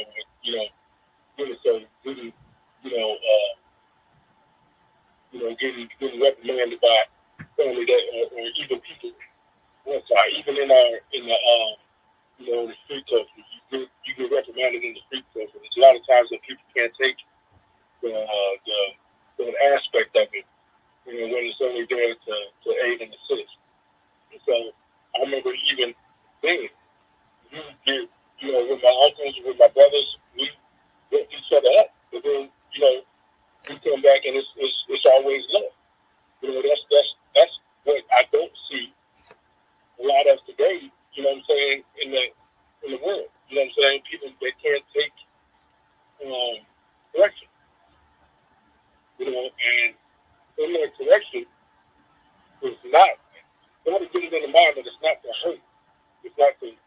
aim is not to pick, it's not to destroy. You know what I'm saying? It's not saying nothing bad about the person, but more so the character, the conduct. So it's the conduct that is at hand. The conduct has to be corrected. If it's the words that someone is saying, if the simulation, meaning your heart and mind and variance. And if your heart and mind and variance is because there's not understanding right there. There's not understanding. And so it means clarity, as you said earlier, you need to take some time to think about it. You know, so I'm going to keep it as short as that. And give me a couple of pieces, bro. In Islamism, brother, we give honors to you for that drawing, and praise be to Allah for the love, thought, and everything you brought, brother. You know, it don't get no plainer than that. Yes, sir. So, yep, gratitude is my attitude for that measure. Praise be to Allah. And at this time, we're going to go to the officials, starting with our beloved goddess and queen, Sister Alseta Moon El. Islam, are you there, goddess?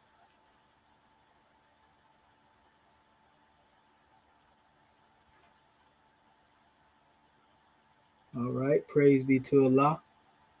But let us call forth our national Grand Mufti. Islam, goddess. Islam, God, and gratitude. First, let me rise and give all praise to Allah and our honor to our Prophet Nabi Ali, honor to our Moorish government, our officials of our government, and our citizens. Honor to you, our national citizen, Ganeshika Moorish America, Dr. Shintu Medium, Religious Shepsuel, for opening our conference call court to law and bringing forth a grand Moorish perspective as our host instructed this evening. Honors to Goddess and Queen, Dr. Financial Ruel, for taking registration and reading our subject chapter this week. And honors to all my Moorish kings for bringing forward their grand measures of understanding also. Islam.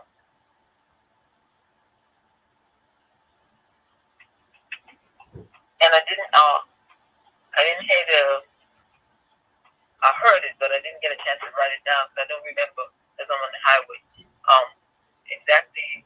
The exact topic on the floor, but I did hear some of the measures that brought forward, because my call dropped at one point.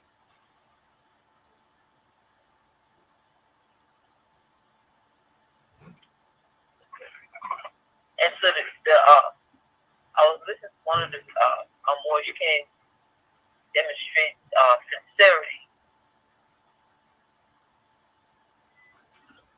So I'm going to come from that point. Now our prophet let us know sincerity is the first degree. And he let us know that for a reason. Because we can't hide from Allah. We can't hide from our prophet. That's what he said he's going up in the soul plane. With it, cannot hide. So we're dealing with the lower stuff when he said that. Because if one must look for his devil, must look within. And so understanding that keeps one honest. Because you can't fool Allah. And he knows every thought, every intention, whether good or bad, he sees it. Our prophet sees you. And so that makes one do their best. It doesn't matter. Make you demonstrate it. One, I can't remember the more that said it. I think it was you, National Secretary, but said it takes so much more energy to be deceitful, to be in the lower degree, much more than it is to be good. So why not just be good? Because the prophet said good is that power. And he said that for a reason, because you feel so much better when you do good. When you just be your more self, that God. Because that keeps you in tune with our Father God Allah. That's why he tells us to keep that prayer on our lips. Because we understand the power of that mantra. The power of the good that comes from within. Because it's connected to Allah. It's connected to our ancient forefathers. It's connected to our ancestors. It's honoring our ancestors, honoring our ancient forefathers, honoring our prophets, honoring Allah. The more good we do, the better the world becomes. Because the Christians demonstrate it all the time. If one could put 1,000 to flight, two could put 10. So that means the more good we demonstrate, the more good we plant seeds, good seeds we plant in every human being we come into contact with. That might help that one person, that one day, to uplift them and make them feel better and deter them from the wrong intent they might have been getting ready to do. And sometimes, I remember one time I spoke to this young man. I could see the coal in his eyes because I know he was upset about something. And you could see, even though he was trying to handle business, his mind was not there. It was on something else. And I could see the anger in his face. And I told the brother, just stay strong. I know it's hard, but just stay strong. I ain't never seen him again. So I don't know if he stayed strong or not, but I tried. But you know, even if he did fall, he might have remembered what I said after the fall and said I should have listened. And that might deter him the next time and help him to get stronger. So even though it may not have worked for him this time, it might help him to do better so he could get back on point. So, I mean, it helps. Because, like our sister Bonnie Thompson B said, we learn from each other. So that alone tells us that it helps. It makes a difference. So, and in that alone, being sincere with the people we come into contact with helps us. Because remember, in that demonstration of forgiveness, it's not for the individual that you're forgiving, it's for you. It's for me because it's learning to what? Get back on point, govern self, be focus on what? Building my own character. Because I was watching a movie last night, a Tai Chi movie. And one brother was humble and the other one was ambitious. And he actually went all the way to the other side with the enemy, trying to get what he thought was wealth. And didn't realize the sacrifice and people's lives that was being lost because he was betraying his own brothers and sisters. So that alone is a demonstration itself in lack of sincerity. So that's why Prophet tells us, love. We must learn to love instead of hate because it builds, it doesn't tear down. And that's why we have to demonstrate constantly our 5 divine principles of love, truth, peace, freedom, and justice because it builds. And it helps us more than it helps the other person that we might be demonstrating towards. So gratitude for calling me forth. Much peace and love to all my Moorish kin Islamic. And gratitude for that message, Goddess. And Islamism back to you. Islam. That's right. Well, all right. Let us call forth our National Grand Mufti of Moorish America, Dr. Kunchu Ma'ak Herubay. Islam. You there, grand man? Islam. Islamism. Gratitude, grand man. We rise, first and foremost, giving all thanksgiving, adoration, worship, and praise to our Father God, Allah, the great God of the universe, the most beneficent and the most wise. And we give the highest honors that we can give to his prophet, our prophet, the last prophet in these days and in these times, Prophet Noble Drew Ali, the savior of humanity. We give honors to his forerunner, Marcus Mosiah Garvey, and we give honors to his government, our government, the Moorish American government, the government in which we live, according to Act 6. We give honors to the officials of this said government, our divine ministers and our swift angels, our mufti, our royal council, our secretaries. We give honors to our citizens, the Moorish Americans. We give honors to our flag and our divine constitution and bylaws, our Holy Quran, our Grand National Seal and our Grand National Emblem, our Book of Fire, the Exhuman of a Nation. We give honors to everything that is Moorish. We give a special high honors to you, National Assistant Grand Sheikh, for bringing forth this grand Moorish perspective this evening. Dr. Shadu Amiti and Medju Shepseware. We give honors to all of our Moorish kin who have spoken before us, to our Moorish kin that will speak after us. We give honors to you, angels. We continue to give the honors where they're due and honoring all true and divine prophets. And we give honors to our ancestors as they have come before us, leading the way. And we are them today without a doubt or contradiction, because no one has the power to change man from his sin nature. Praise Allah for that.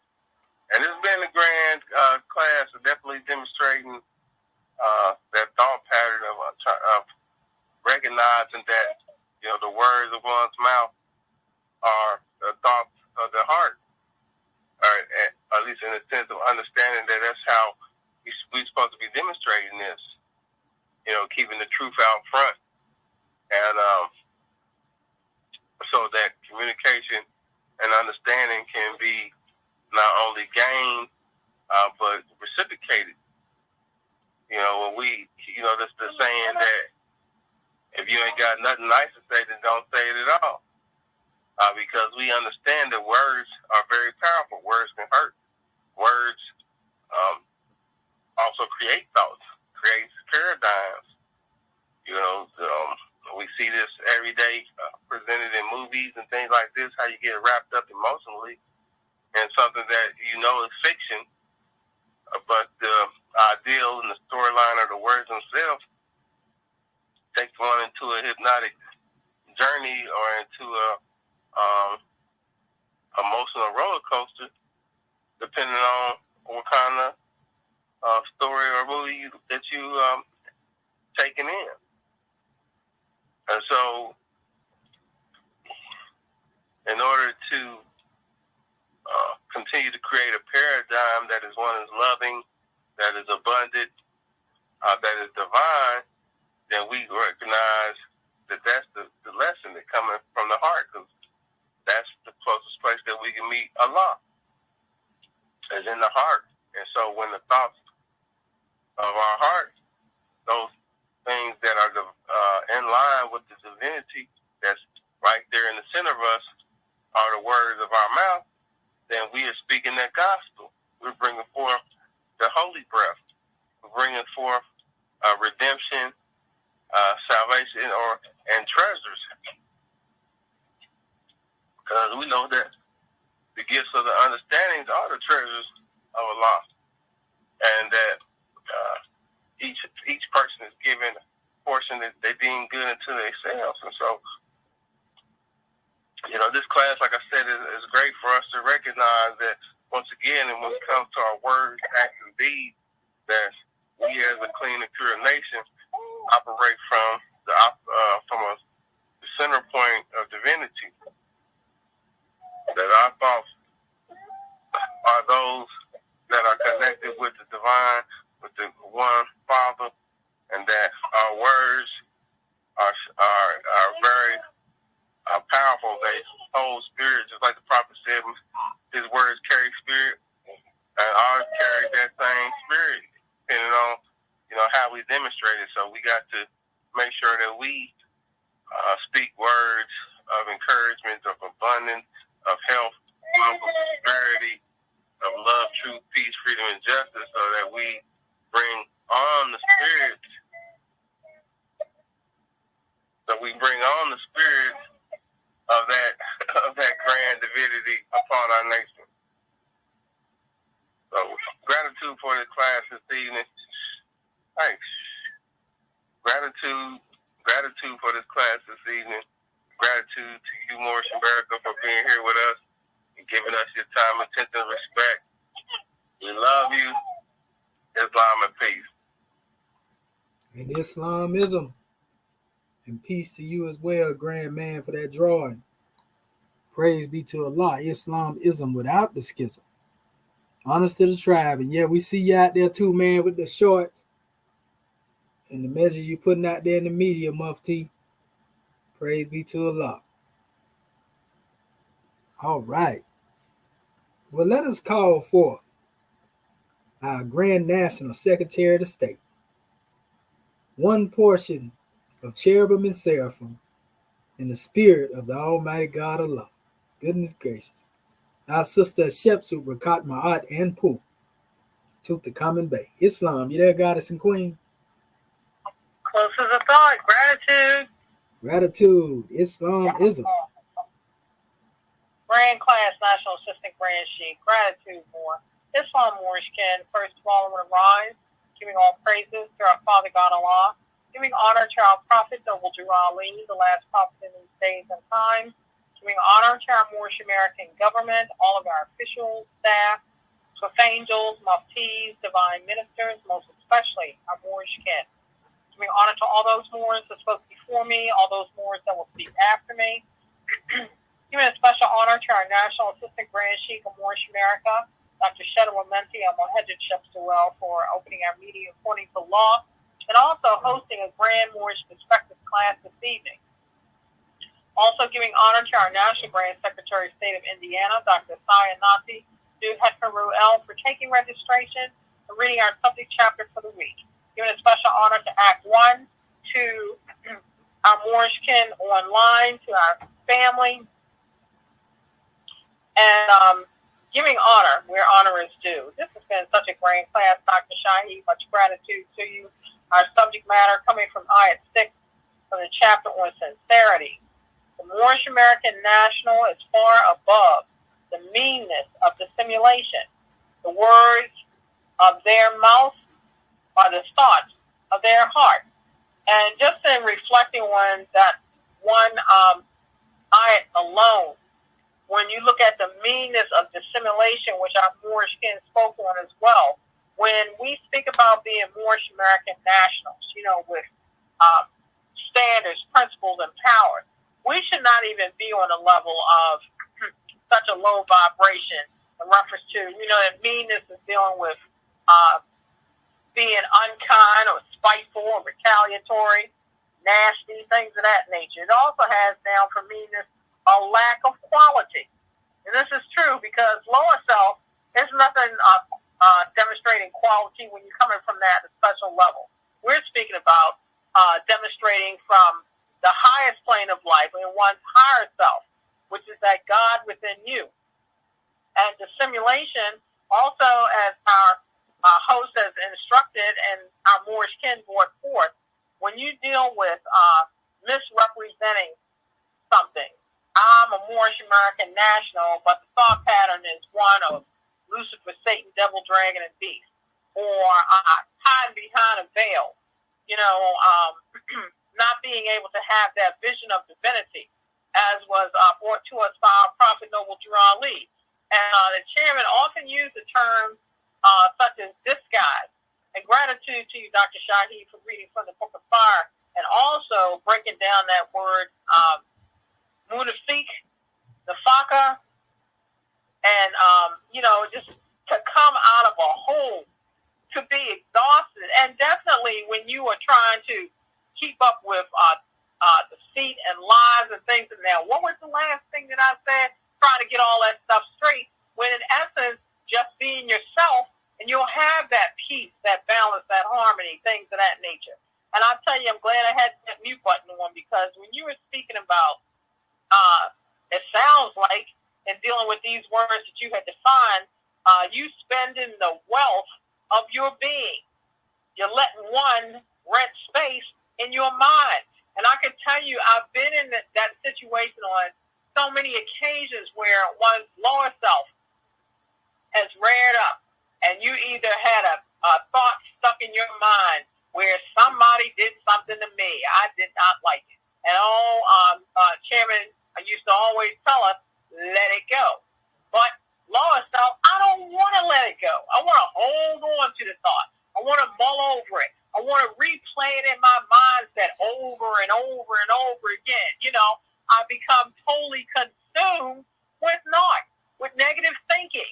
And you can't grow, you can't develop when you're so buried in the mud pit, you can't even see that you're in your lower self. So these are the things as vanguards here in our government we have got to be aware of. That's why the prophet lets us know that it's critical for us to know ourselves. You know, it's critical for us to study ourselves. And there's nothing wrong with continuing to study to show ourselves approved, not to each other, but to our Creator. We want our Creator to be pleased with us. We want our prophet to be pleased with us, and we want to be pleased with ourselves.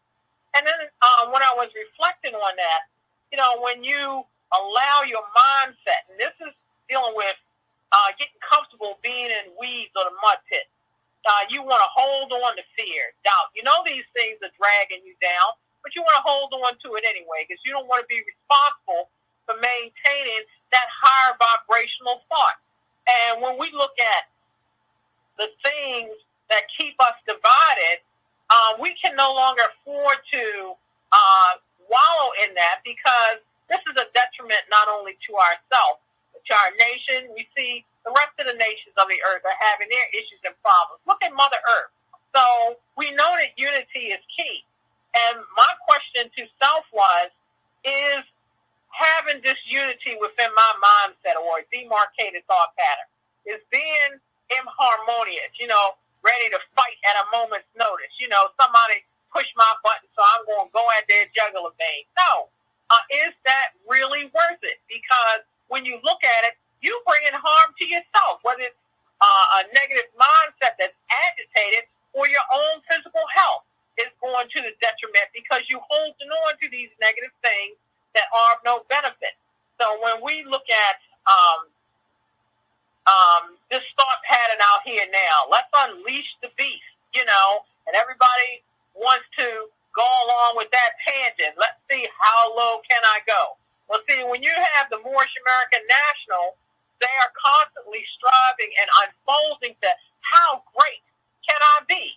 You know, if I'm a God, then let me demonstrate that creativity. Let me bring forth my God powers so that, you know, when I transition to another state, you know, the things that I have created or brought forth in accordance with my nation, my history, my culture, what has been given to me as far as divine treasures, then that's going to be of a benefit to those coming behind me. So we got to get out of that selfish mindset, because it's doing nothing by keeping us buried, dealing with genocide as a people, and we should be tired of that by now. You know, we are here to live.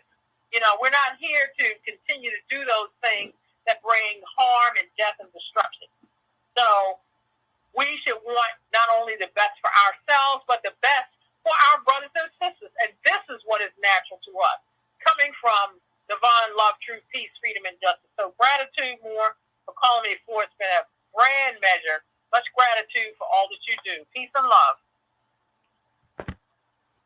And Islam and peace and love to you as well, Grand National Secretary of the State, for that draw. Praise be to Allah. Islamism without the schism. But let us call on our Grand National Chairman, Dr. Akin Pert M. Heru, to come and back. Islam, you there, Grand Man? Close as I thought. Islamism. We know that scimitar polished and ready. Islam. Man, I'm going to get paid to Allah and the Papa Nabudu Ali.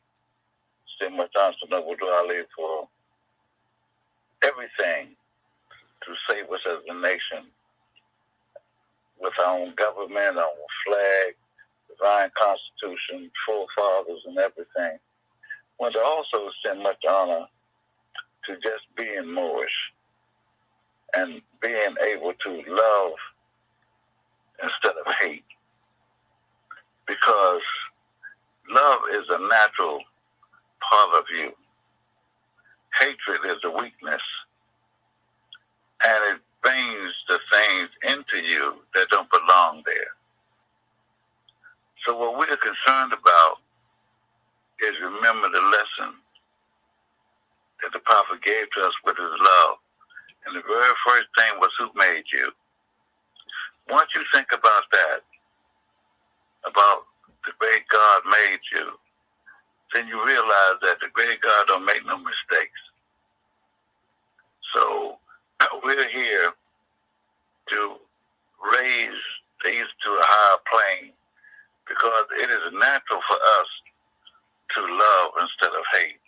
It's natural for us to recognize divinity, knowing who made us. So it's an honor and a blessing, Moors, and we just love you.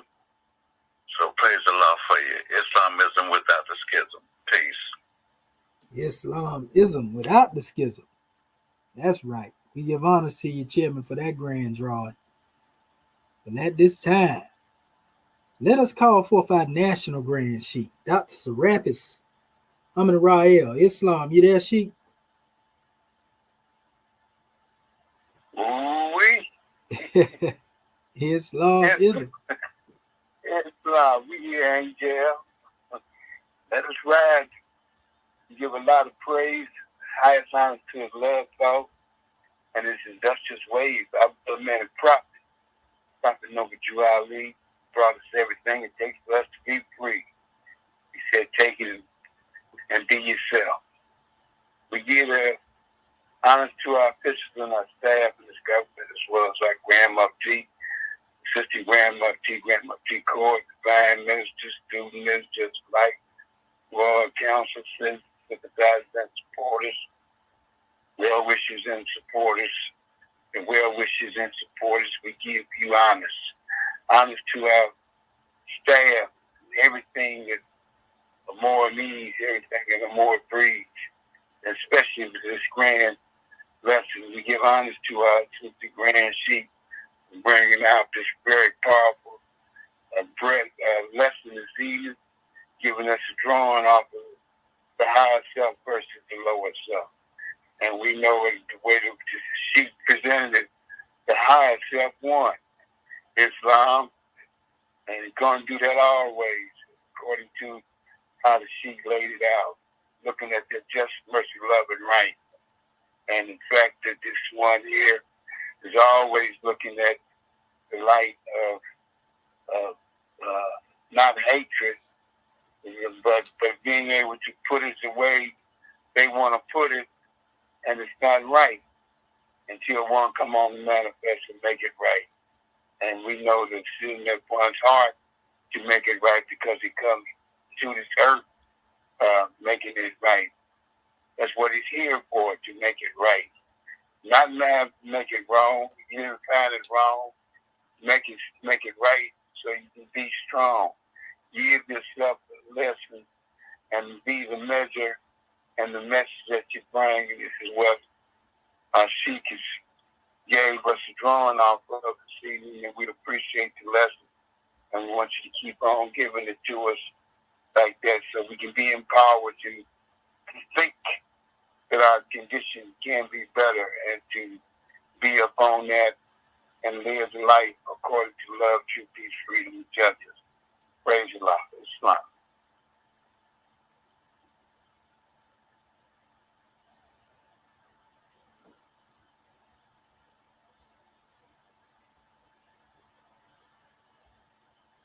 Islam Sheik, if you bringing the law, we can't hear you, grand man.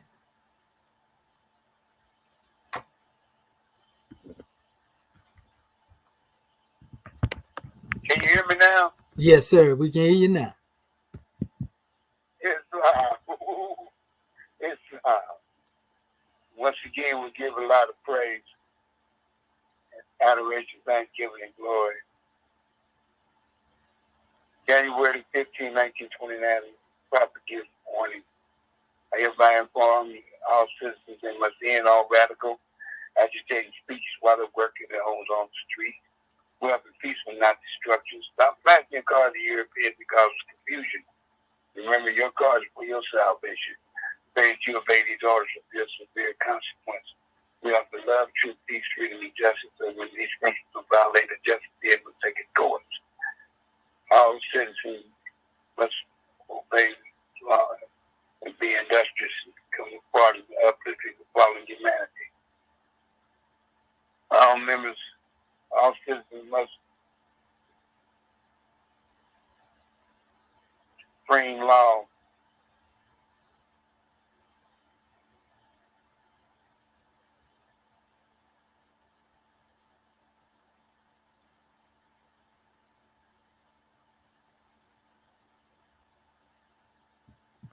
Islam, Sheik, you went out again.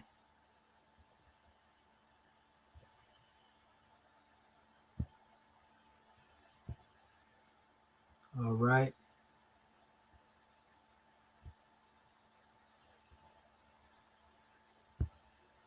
I don't know. I think we might have lost our Sheik. Is our Sheik still on the board? If not, all is well. I'll close out for him.